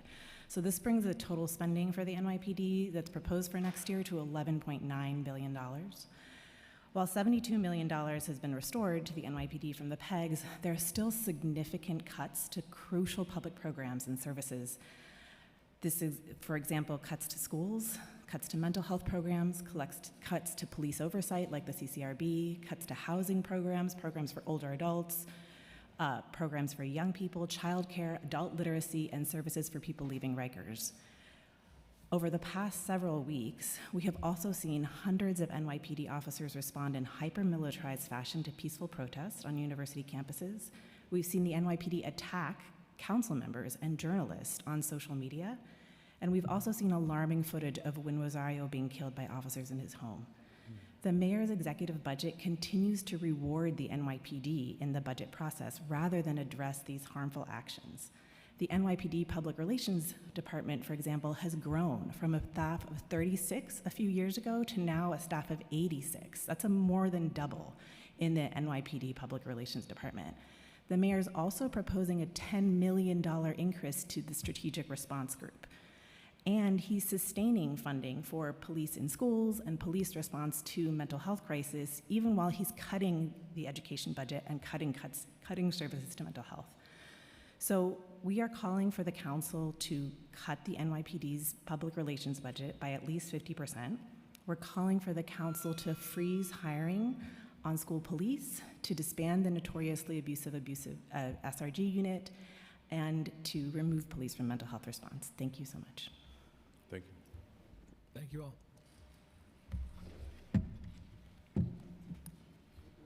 Okay, next panel, Dr. Aztem Gurich, Alex Brass, Doreen Tai or Doreen Tal, Olivia Tai or Olivia Tal, Victor Herrera.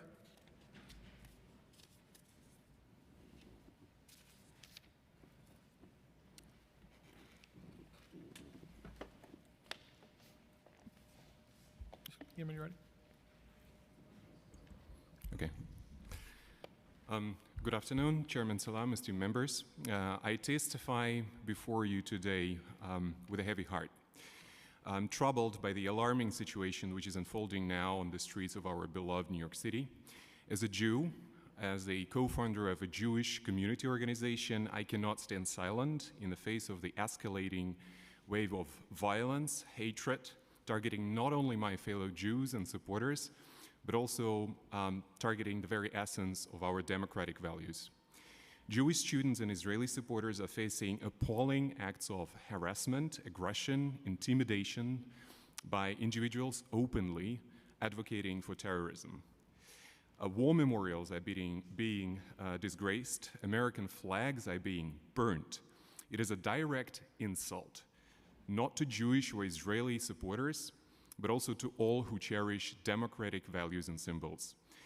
It took far too long for the authorities to let NYPD do their job during the disturbing encampment at Columbia, and it happened only after property was damaged, while the Jewish hatred incidents were simply ignored. Today, we demand action. These issues cannot be addressed without empowering those who are tasked with keeping our streets safe.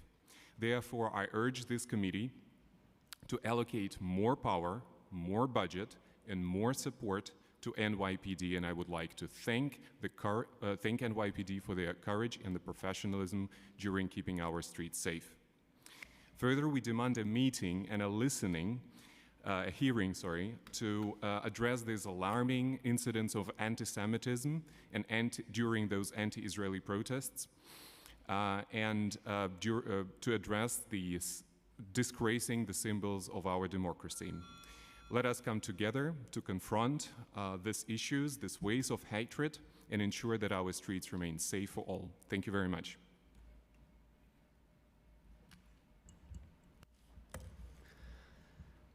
Hi, thank you for being here. My name is Alex Brass. I'm here representing the Steering Committee of Correct Crisis Intervention today, otherwise known as CCIT.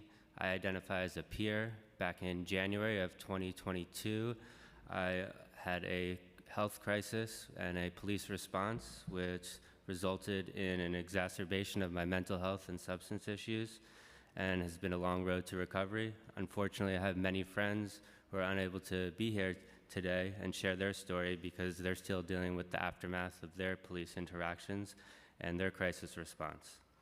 Thankfully, we do have solutions to this. CCIT has been advocating for changes within the Be Heard program and a move away from police response. This year, we have two simple asks. We'd like to swap out social workers and replace them with peers with lived experience who are best equipped to manage these situations. Additionally, we're looking to restore peg cuts within the budget so that the Be Heard program can be in a better position to operate and do what they're there to do. It's also important to note that the implementation of the 988 number is lagging, which is critical to ensure an appropriate response.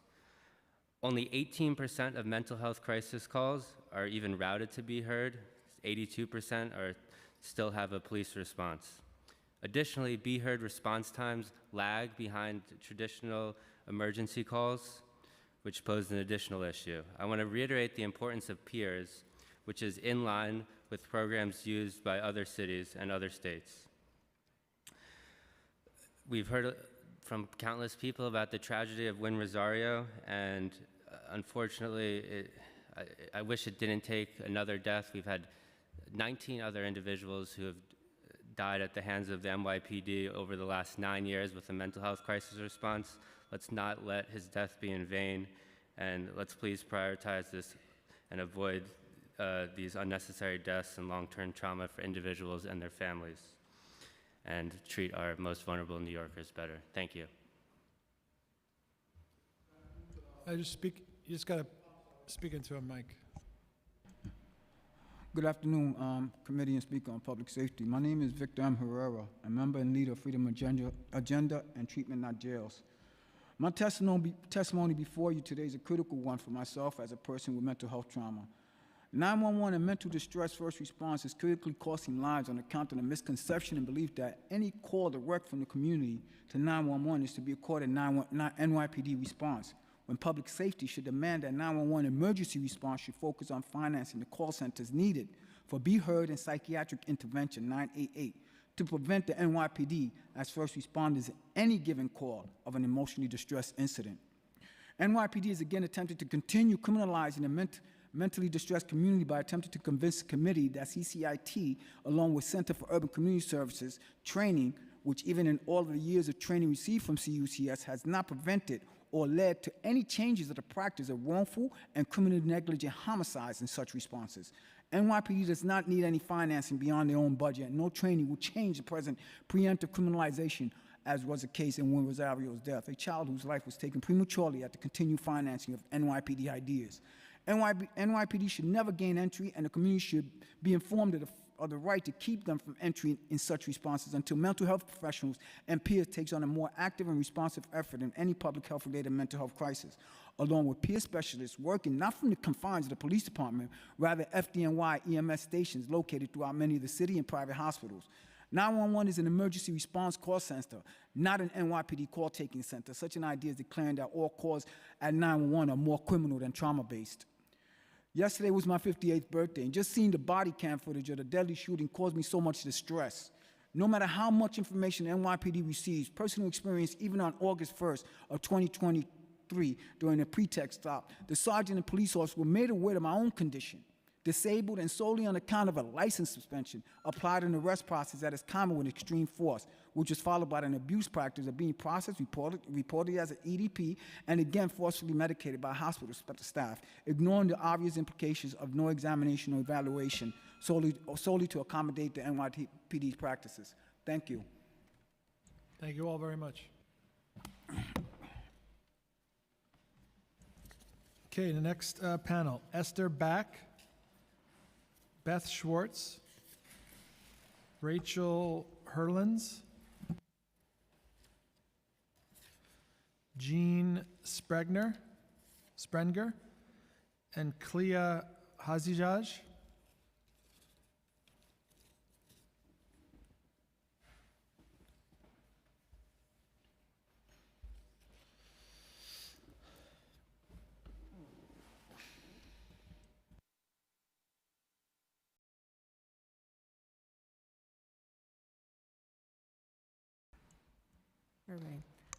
All right, thank you, Chairman Salam, Chairman Brannon, and the rest of the council. My name is Jeannie Springer, and I'm here to speak about the budget for NYPD that I believe needs to be increased for 3 reasons. First of all, we need more. First of all, we're not safe, as others have mentioned, from these anti-Israel protests, which really aren't protests, they're terrorist takeovers of our city. They're anarchy, and they're anti-American as well as anti-Israel. There's not enough NYPD coverage. As we see Monday night, the NYPD was focused on keeping them out of the Met Gala, but then in Central Park, there were Jews that were being beat up, there were flags that were burned, there were World War I memorials being defaced, and there wasn't NYPD presence there to protect us. So there needs to be more budget for more NYPD because of the increase in terrorism, the increase in destruction and violence and harassment that's taking place on our streets. The second reason is the NYPD mentioned that since October, there have been $53 million has been spent just in overtime. And this is money that taxpayers, we should not be paying for lawlessness, for terrorism. And I believe that there should be money allocated for the NYPD or for the Public Safety Committee to, for an investigation into who is funding these takeovers, who is funding these so-called protests, because they need to be held accountable for the lawlessness and destruction that they're leaving in the city, and that we should not, as taxpayers, be paying the $53 million in overtime. And thirdly, the fact that there is $53 million in overtime tells us that these are not peaceful protests. If they were peaceful First Amendment protests, there would not be $53 million being spent in overtime by the NYPD. And by focusing on and asking the NYPD, how much do you think you're going to spend in overtime this year, they can't answer that question because these protests or takeovers are continuing to intensify because we're not getting to the root cause of the lawlessness that's taking place. The NYPD are not the criminals. The criminals are these protesters, and we need to get that straight. And we need to focus on increasing the penalties for these crimes so that lawlessness is curtailed. And we need to also, as the City Council, to legislate new legislation regarding hate crimes and anti-Semitism. And lastly, as I've mentioned other times that I've been here, Chairman Salam, we need to have a specific hearing. Obviously, there's so many issues that are contained in these anti-Israel protests. There needs to be a separate hearing on this issue that we can discuss this, and also with the NYPD, because obviously their budget is being overrun by this takeover of our city. And I thank you for your time. Thank you.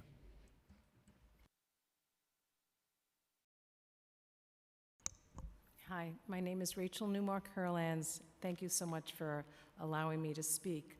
This is the first time I've actually been in City Hall, even though I've been a New Yorker all my life. I have attended many rallies counter-protesting, not initiating any violence over the last 7 months since October 7th. And I have to say that I have not felt safe. I attended the Wall Street rally, pro-Hamas rally, and as I walked down the street to an area that the police sectioned for the pro-Israel group, I was surrounded by pro-Hamas protesters and felt very, very unsafe. I feel the police presence there was very restrained. I have never seen at any rally any abuse, and I felt protected, and I feel the city needs to increase their budget and to protect me as a citizen. My grandfather came here with his father in Russia in 1915. His father went back on the Lusitania. My family has been here, and we've always felt protected until this year. We feel very unsafe in the city. I feel unsafe in the subways when pro-Gaza, pro-Hamas, and pro Palestinian and anti-American posters are put up there. And I feel we need more protection. So I am encouraging the council to increase the budget for the police. And also I thank them for all their work that they've done for us. Thank you. Good afternoon, Chairman and committee members. My name is Beth Schwartz, and I am an actual lifelong New Yorker who has been registered to vote in New York City for the past 40 years. I live on the Upper West Side, just south of Columbia, with my visibly Jewish family, and I am shocked that the city has not done more to protect its Jewish citizens and stop these illegal, pro-terrorist, anti-Jewish protests that actively call for the murder of Jews and the elimination of the world's only Jewish state. It is shocking to me that there are city council members who do not seem to understand that phrases such as globalize the intifada and from the river to the sea, Palestine will be free are calls to murder Jews, and I am actually dumbfounded that members of the city council actively support and have participated in the protests. The intifada was not a benign event. It was a campaign to murder and terrorize Israelis. Over 1,000 Israelis were viciously murdered, including Muslims and Christian Arabs, and over 8,000 Israelis were injured. In addition to the physical toll, there was a horrible emotional toll. Every day, Israelis worried, would this be the day I will be killed or severely injured by a suicide bomber while I am grocery shopping or getting gas for my car? Is this the day that one of my children will be murdered on the way to school? Did you know that families would stagger their kids who went to the same school on different public buses, so if, God forbid, there was a suicide bomber, they wouldn't lose all of their children? The chant, Palestine will be free from the river to the sea, and the Arabic version, which is translated as from the river to the sea, Palestine will be Arab, is a call to eliminate the only Jewish state, and I think it is clear that Hamas has demonstrated how they intended to achieve this on October 7th. Are you actually okay with protesters chanting these phrases? You know that these are not all peaceful protests because, as was mentioned earlier today, the city has spent $53 million on police overtime on 7 months of these protests, and it's not summer yet. The things that the city can do to lower the financial costs and keep these protests and keep New York City residents safe. First, people who are arrested during these protests, and especially those who are repeatedly arrested, should be getting more than a death ticket. There needs to be real consequences for those involved in the call to murder Jews and destroy Israel. I'm also shocked that these protesters are allowed to protest with keffiyehs wrapped around their heads like a KKK hood. Would there be any kinds of protests besides for these anti-Jewish protests that would allow the city council, that would allow for this? The right thing to do is pass a law that forbids one to protest with their faces covered. And I also ask for a hearing specifically on these protests. Thank you. Hi. Just turn your mic on. Just hit that little button. Thank you. Hi, my name is Esther Bach, and I want to speak from two sides of myself. One side is as a single woman living in the Upper West Side. I frequently have to walk around at night by myself, and there is nothing that gives me more confidence than occasionally seeing an officer on the beat. It's very frightening to walk past people that are obviously threatening. I'm a member of a synagogue, and if you want to wonder about peaceful protests, you should look at the security that is in place at every single synagogue in New York City now. That's coming out of our budgets, and it's not for nothing. There's a reason why we need that security. The second side of me is as a grandmother whose many of my friends are sending grandchildren to colleges, and the first thing that they ask is, for example, my grandchild wanted to go to NYU, but I don't think it's safe for him to go to that school as a Jewish person. So I'm asking for your consideration of this culture of fear that has now covered the entire Jewish community in New York City, and to help us feel more safe. Thank you. Thank you all very much. Okay, next panel, Cheryl Besh or Batesh, Susan Friedman, and Rebecca Citron.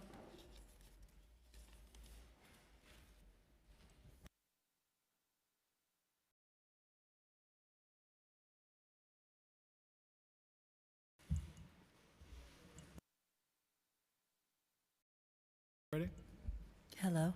Good afternoon, gentlemen. I thank you for allowing me the moment to speak. I'm a New Yorker. I was born in Brooklyn, and I have 4 children, and a couple live here in the city. My daughter's a Jewish heritage educator. My son teaches Judaism to kindergartners, and we are teaching the next generation of Jewish children our historical background. I'm a lover of all kinds of people, but I'll be honest with you, in my attempt to explain the feelings of the people in our Jewish communities, what we're seeing at these demonstrations, I wish that it was really calm, and I wish the police didn't have to interfere. But we all see and know that that's not true. It's really just not true. The children that are there, and I'll call them children because college-age students are children still, young adults forming their morals and their respect for the future. This building that we're sitting in, it's dignified. I think that if we stop for a moment and look at what's going on in our centers of congregation for these young adults forming their future for the way they're going to bring up their families and their communities that they're involved in, it's not respectful. It's not fair to even people on this committee and this council to make believe to themselves that it's safe to put ourselves in the way of people who are demonstrating in an illegal and a mannerism of antagonistic, unhealthy behaviors. We're seeing it increase quickly to physical contact. I'm watching videos of girls at these rallies taking out knives to other people and joking around and deflecting their responsibility as young adults to behave themselves and throwing it, they call it gaslighting, throwing it onto the people who have authority to come and help contain this behavior. The behavior is not being contained. And I know we're at a budget meeting for the police. I only see police that in general try to help the citizens of the United States and this city of New York that I dearly love. And I wish that you can think to the future just a little bit in understanding that if we continue to allow the behavior to escalate, there's really no telling exactly how far it's going to go. Thank you.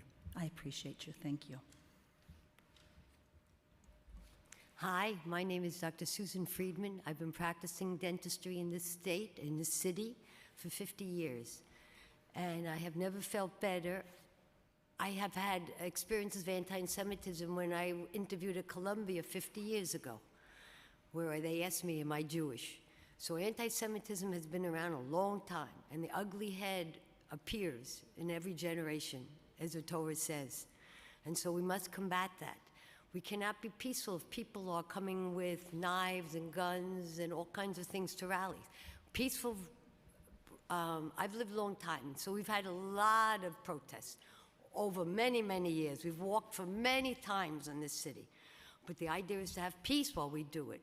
It's not to make people scared, frightened, and unsafe in this city. Many people move out of this city. They're moving to Florida. They're moving everywhere. Well, I happen to love this city, and I will defend the city.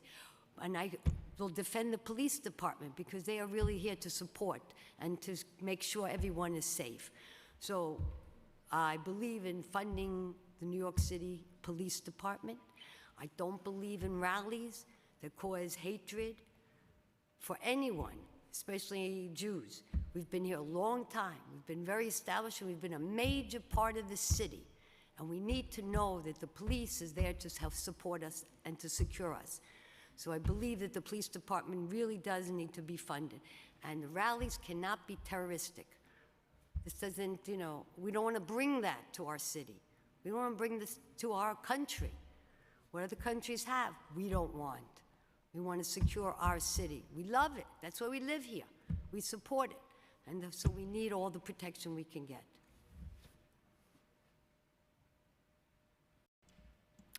Hi, my name is Rebecca Citron, and I'm also a native New Yorker. Spent my whole life in the city.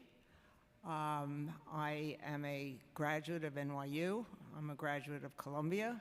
I have degrees from both institutions. And seeing what has happened in recent months is just horrifying, surreal. I grew up in Queens. I knew there was anti-Semitism. I have to say, it never hurt me. I knew there were people that had stereotypes and, you know, they were just ignorant and you just kind of wrote it off. In my life, I never was afraid of being Jewish. I was always proud of being Jewish. And to see what is going on now in this city is absolutely surreal. It's so reminiscent, we begin to wonder, are we back in 1938? Should we be worrying about leaving this country? This is my country. I grew up here. This is my home. This is my home. I have a home in Israel. I have an apartment in Israel. But to me, that's always been a place to visit as a vacation, someplace that I feel identified and comfortable in, but never did I think about fleeing this country, fleeing this city. It never dawned on me until the last few months. The experience of what I see going on at my alma maters is absolutely surreal. I never experienced any kind of anti-Semitism when I was there. It was harder to be a woman in some cases than to be a Jew. Exhibit had more problems with that. The words hurt and words have meaning. People cannot just throw out things, and words are loaded and have meaning and influence others. As we can see, the demonstrations at Columbia have sparked demonstrations all over the country, all over the world. Just words? It's not just words, it's a lot more than that. I thank the New York Police Department for keeping this as quiet as, keeping things as calm as possible. We need your protection. We need the protection of the city. We need to feel safe here. Thank you. I just want to end by saying I happened to visit Roosevelt Island yesterday in the Four Freedoms Park. And the four freedoms that are listed there is the first freedom is freedom of expression. The second is freedom of religion, freedom from want. But the fourth fear is freedom from fear. And freedom from fear should be taken as strong as freedom of expression. People have given up their rights to freedom of expression. Thank you. Thank you. Thank you. Okay, now we're moving to Zoom. Start with Daria. Daria M. You may begin. Hello? Hi, Can go ahead. everyone hear me? Yes, go ahead. Great. Okay. Good afternoon. My name is Daria. I'm an undergraduate student who was born and raised in Brooklyn. I'd like to thank you guys for the opportunity to testify today. So I'm here today to not only urge you to hold the NYPD Strategic Response Group accountable for its abuse, but also push to disband the unit. The SRG was founded as a counterterrorism unit, yet they continue to be deployed at peaceful protests, despite consistently being known for their violent strategies and ever more militarized tactics.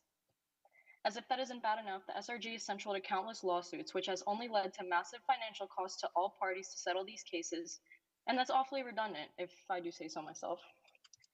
For as long as I can remember, I've been a local organizer and activist with fellow students across New York City.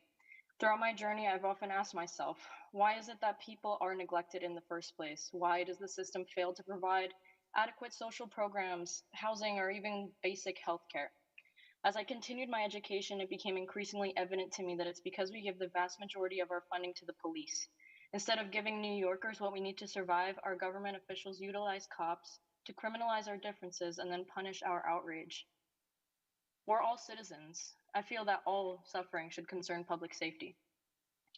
When I graduated from Stuyvesant High School last year, I received an award from the City Council commending me for my outstanding civic engagement and dedication to bettering the circumstances of all New York City residents. Yet, when I came home over spring break to continue doing exactly that, I was met with a brutal arrest at the hands of the SRG. Don't you find it dreadfully ironic? On March 8th of all days, I watched as more than 60 of my fellow New Yorkers were kettled, beaten, and violently arrested. But of course, happy International Women's Day. Let's celebrate by throwing them to the ground and beating them unconscious so that their limp bodies can be handcuffed more easily. Is this how you say thank you for our civic engagement? It's unacceptable to be toasting to the tenacity and resilience of young students like me just to turn around and throw them up against the hood of a car for Your walking time in the has street with expired. sidewalk Thank available. you. Okay, now we have Debbie Becher or Beecher. You may begin.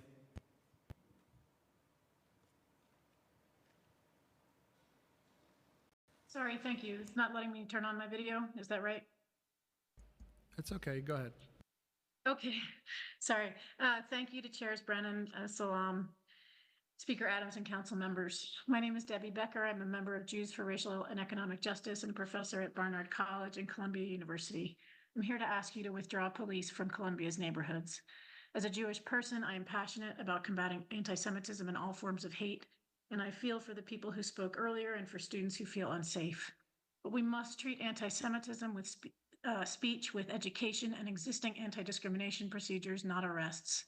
More police are not making Jewish students or faculty any safer. In fact, they're making us less safe. This is especially true for Black and Brown community members. We've been dismayed for over 6 months by the increased police presence on and around our campus. As you know, recently things got much worse when police came to end a brief student occupation on out of a campus building. It's hard to describe the horrors of that night. Hundreds, possibly 1,000 police suddenly descended and took over our streets. Many marched in riot gear into the campus gates, while the SRG's massive ladder truck fed others into Hamilton Hall. The police and university assured that few witnesses were inside by locking almost everyone either out of campus or in buildings, including the press, legal observers, and medics. We've since learned that police pushed students down the steps. At least one was knocked unconscious by the fall and lay there with no first aid. Students were handcuffed, thrown to the ground, and kicked into the face. They heard an officer discharge a gun in the building. Since then, NYPD has dramatically increased its presence. New clusters of officers are stationed on and off campus on a 24-hour basis. Police have kept some public streets blockaded and stay at every corner, keeping pedestrians out.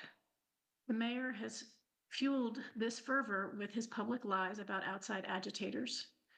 He portrays civil disobedience as violent, terrorist acts to justify all of Your this. time has expired. Thank you.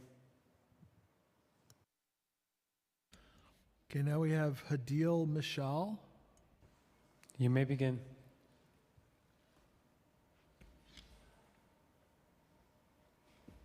Hello, can y'all see me? Okay, perfect.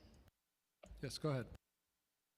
All right, good afternoon. My name is Hadil Mishal, and I'm the lead organizer at the New York City Anti-Violence Project.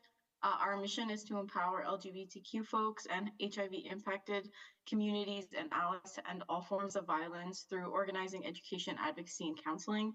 AVP was founded in 1980 as a resource for community when other agencies did not and would not show up for us. So we keep us safe and started our 24/7 hotline as an alternative for our community. A huge part of our organizing capacity right now goes into police accountability and transparency. The NYPD essentially functions as a military force within our city. It has a budget that is larger than most militaries in the world, and they still fail to keep us safe. The police fail to serve as the main component of public safety, and it's time for us to reimagine what true public and community safety can look like. With the ongoing college campus encampments, the NYPD has displayed violence towards these protesters. Whenever NYPD has showed up, instead of supporting the young people, we have seen them escalate in harm. The city of New York has invested $10.8 billion into the NYPD for this past fiscal year, and that's about 10% of the budget.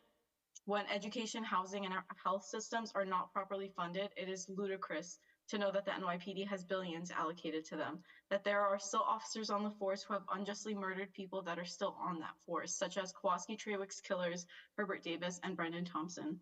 At Columbia University, a student was thrown down the steps of Hamilton Hall, which students occupied as Hins Hall, and when a fellow student and medic attempted to provide assistance, they were blocked by an NYPD officer. On another day, NYPD injured 3 protesters and arrested 109 more. Does the NYPD have nothing better to do than to terrorize college students? With the billions that the NYPD gets from the city, the standards should be higher. If the NYPD were to disband SRG, it would save our city $133 million. Your time has expired. Thank you. No problem. Thank you. Now we have Ju Han. You may begin. Good afternoon, Chairs Solom and Brennan, for this opportunity to testify. I think hearing from a lot of organizations today, I think the community wants and calls for alternate forms of community safety. I'm the Deputy Director at the Asian American Federation, a research and advocacy organization that represents 70 groups serving 1.5 million Asian New Yorkers. Public safety is an urgent need for our community. Anti-Asian hate has been on the rise since COVID. And our community members continue to feel unsafe in the midst of this recovery. And especially after October 7th, the Middle East crisis has fueled refresh attacks on our Arab, South Asian, Muslim, and Sikh community members. Despite NYPD reporting that anti-Asian hate is no longer a problem, people are not actually reporting to the NYPD, and they continue to come to the Federation and our Hope Against Hate partners that works to address anti-Asian violence for needs on an everyday basis because they've been victims of anti-Asian hate. Based on a report that we did last fall, 2/3 of Asian New Yorkers who were surveyed said that they feared being a victim of anti-Asian violence. And we know that in the first 2 years of the pandemic of 2002, 2020 to 22, 3,500 incidents of anti-Asian assaults impacted Asian New Yorkers. We really urge the City Council to play their role in being able to address anti-Asian violence. Public safety is not just for one community, but for all communities. We believe that being able to invest in community-centered safety solutions ensures safety for all New Yorkers. And there is a really dire and urgent need to expand the capacity of community-centered solutions to be able to address anti-Asian violence. We urge the funding of initiatives like Federation's Hope Against Hate campaign, which is 30 Asian nonprofits using community-centered safety solutions to provide anti-Asian violence safety trainings, victim support services, protective presence, youth programming, and other services needed to help people feel safer in New York. In the past 2 years, we've sub-granted millions of dollars to groups doing this work, but that funding has now dried up. We are training several thousand. Your time has expired. Thank you. Thank you. Now we have Leo Ferguson. You may begin.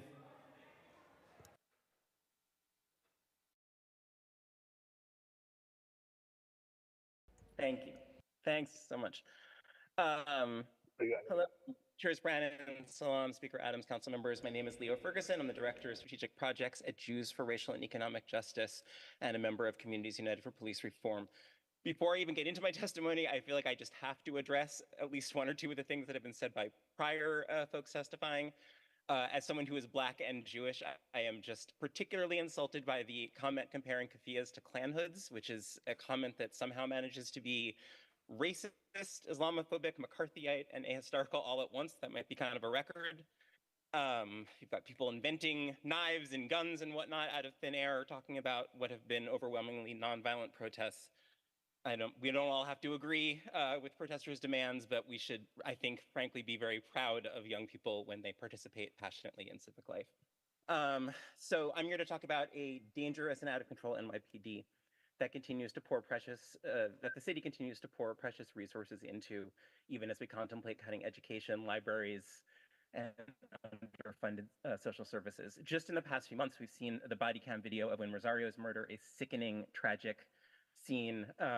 We watched police ignore the desperate pleas of Wynn's family. and then shoot and kill him in front of his family. Anyone who looked at that video would conclude that Wynn would be alive today if the NYPD had not responded. The NYPD did not make him safer, they made him less safe. Earlier today, Councilmember, I think Joseph asked, what have we learned about situations like this one? Well, the NYPD hasn't learned anything because they obstructed the CCRB investigation into the murder of Kowalski Trawick and has refused to impose even the most basic discipline on the officers who killed him. At Columbia and other campuses throughout the city, we watched SRG go on a local college tour of chaos, imposing their violence on nonviolent protesters. Who is this for? As Jews, the notion this is to protect us is ludicrous when so many of the students endangered were Jewish.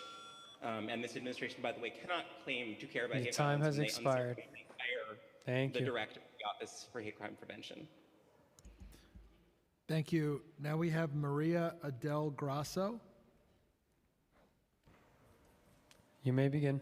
All right, I'm actually speaking on her behalf as she isn't present at the moment, but I'm just going to deliver her testimony if that's all right. So here is the testimony. On April, Marie Adele Grosso is 19 years old and is a student at Barnard College of Columbia University, which follows is her testimony. On April 30th, I was in a peaceful protest when my university called in the SRG. We were calm, standing, linking arms, and singing a song about peace. We did this because we care about protecting our peers and neighbors, and also humans across the world. The NYPD and SRG stormed campus aggressively without assessing the situation. They forced press and EMS away to avoid witnesses. Next, they threw me against a gate and forced others downstairs using metal tables and chairs. An individual was unconscious, so I ran to check vital signs. As I was checking, SRG pushed me to the ground. I asked them to call EMS for the individual. They ignored me. The police grabbed my phone, smashing it, and pulled me, dislocating my shoulder, hurting my back and legs, and twisting my wrist. I requested to be cuffed in front and to use my mobility aid. The officer responded, "If you have a disability, you shouldn't get arrested. Not my problem." Because Maria Del Grosso is a woman, it then says that she requested a female officer to pat her down. However, the arresting officer zip-tied me in the front. He was angry and aggressively tightened the zip ties, cutting off my circulation. All of this was abhorrent treatment, but what horrified me most were the police's words on the bus. The officers were casually stating they were disappointed they didn't get, this is a direct quote, to use various weapons on us, including guns. Harming us excited them. They claimed their goal is safety, but they continuously abused citizens. One of the most appalling parts of this was that the NYPD and my university were proud of their actions. Any institution behaving like this must be immediately disbanded. Your time has expired. Thank you. All right, take care. Sorry about that. Thank you. Now we have Nikolai Mishler. You may begin. Hello, thank you Chairs Brannon and Salam and Speaker Adams for this opportunity to testify. My name is Nikolai Mishler. I'm a Jewish New Yorker and a member of Jews for Racial and Economic Justice and Communities United for Police Reform. My recent encounter with the Strategic Response Group reaffirmed to me that our taxpayer dollars should not be funding this unit, and that for the safety of all New Yorkers, it must be disbanded. Last week, I went to the City College campus to support the encampment of student protesters. In exercising their First Amendment rights, I was blown away by the students, including many Jewish, remarkable commitment to creating a space filled with emotional care, support, cultural understanding, and their deep-rooted commitment to peace and justice for all. I returned to the campus the evening the NYPD swept the peaceful encampment as if it was a war zone. Earlier today, the NYPD testified that they swept Columbia's encampment precisely and as safely as possible. What I witnessed at City College was that the NYPD were the ones making students and the community at large unsafe. When I got there, the energetic but peaceful and stationary crowd had already been barricaded by the NYPD. After randomly grabbing a few people and arresting them out of nowhere, SRG started to kettle the group on my side of the sidewalk, which quickly escalated into a full-on charge. Some were able to escape the NYPD's attack, but about 50 SRG officers wearing helmets and batons entrapped and started to violently push the crowd backwards. The police were yelling, "You have to move back," and the people in the crowd responded, "We're trying, let us move back." They proceeded to push and rough us, making it impossible to move. I saw them grab a frail old woman, someone said she's 76 years old, and they essentially trampled her. We helped her out of the way. The SRG officers did not help her. Her shoe fell off. She was stumbling without a shoe, and I looked at one of the officers in the face to say she's missing a shoe, and he completely ignored me. I asked the old woman if she was okay. She said no. It was terrifyingly apparent that the NYPD SRG officers were not there for our safety. There was a young person in front of me sobbing, saying, "You're supposed to be protecting us. Why are you Your here? time has Why are expired. you doing that?" Thank you. Thank you. Now we have Tanya Krupat. You may begin. Hi, can you hear me? Yes, go ahead. Okay, great. Thank you for the opportunity to speak with you today. My name is Tanya Krupat. I'm the Vice President of Policy and Advocacy at the Osborne Association. In March, a colleague testified about our work with the NYPD and community-based organizations throughout the city to safeguard children when their parent is arrested. The City Council is currently the sole funder of this work, and we're very grateful. We've submitted a discretionary funding request to be able to continue this work, including training and providing tools to NYPD's more than 30,000 members of service. In 2019, thankfully, City Council passed a law which led to changes and mandated NYPD to adopt guidelines to safeguard children present during an arrest and to provide training for officers. To date, we've made significant inroads, but we have much more to do. Children are deeply affected by a parent's arrest, yet prior to this law, NYPD training did not include information about child development, trauma responses, and tools for interacting with children of different ages.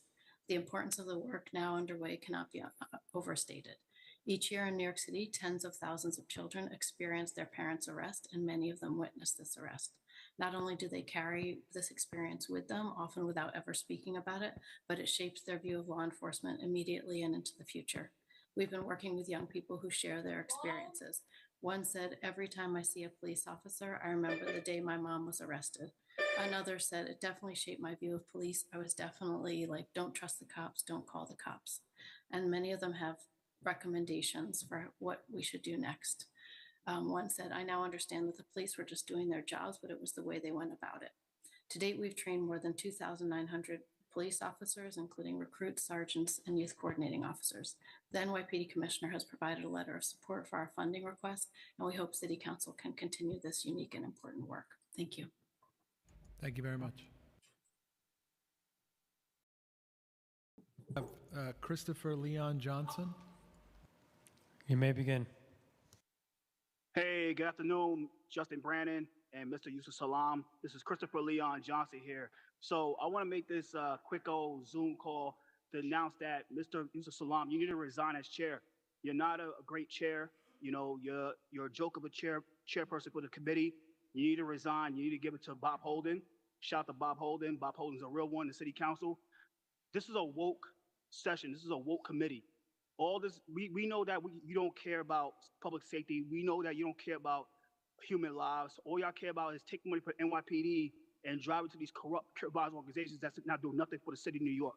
Now, I'm not saying to defund the SRG, but the SRG needs reform. You can't defund SRG because what's going on right now with these Palestinian people running around the city beating up cops and saying all the anti-Semitic stuff in NYC. Now, the big issue is you, Justin Brannon, the chair. People call you Fester for a reason, is that you're defending these people. You have no problem defending these people because you have a big Islamic population down there, and you know you need their votes for Chris McCray. Chris McCray is running for state assembly, and you need their votes, and at the expense of anti-Semitism. It's ridiculous, Justin. Why are you not saying anything about the Palestinian people like Nordin Kosani and with that lifetime that is backed by Arab American Association New York, beating up, calling for the death of Jews all over New York City, destroying property. It's ridiculous. We know you ain't gonna listen, Justin. We know you ain't gonna listen, Yusuf Salam. Y'all don't care about the Jews in New York City. Y'all just care about the Muslim votes, and it's ridiculous. Y'all need to care about everybody in this city. It's getting out of control. And that's all I gotta say. And one more thing, Yusuf, you should not park in a bus lane. Jeff Colton exposed you this morning on Twitter of you parking in a bus lane. You need to stop parking in bus lanes. I didn't take that picture. Jeff Colton did. Are you going to block Jeff Colton? Because Your time has expired. Thank you. Outside? I don't Thank think you so much. Thank you. Thank you. Okay, and with that, day 4 of executive hearings is adjourned, and we'll see you tomorrow. Thank you.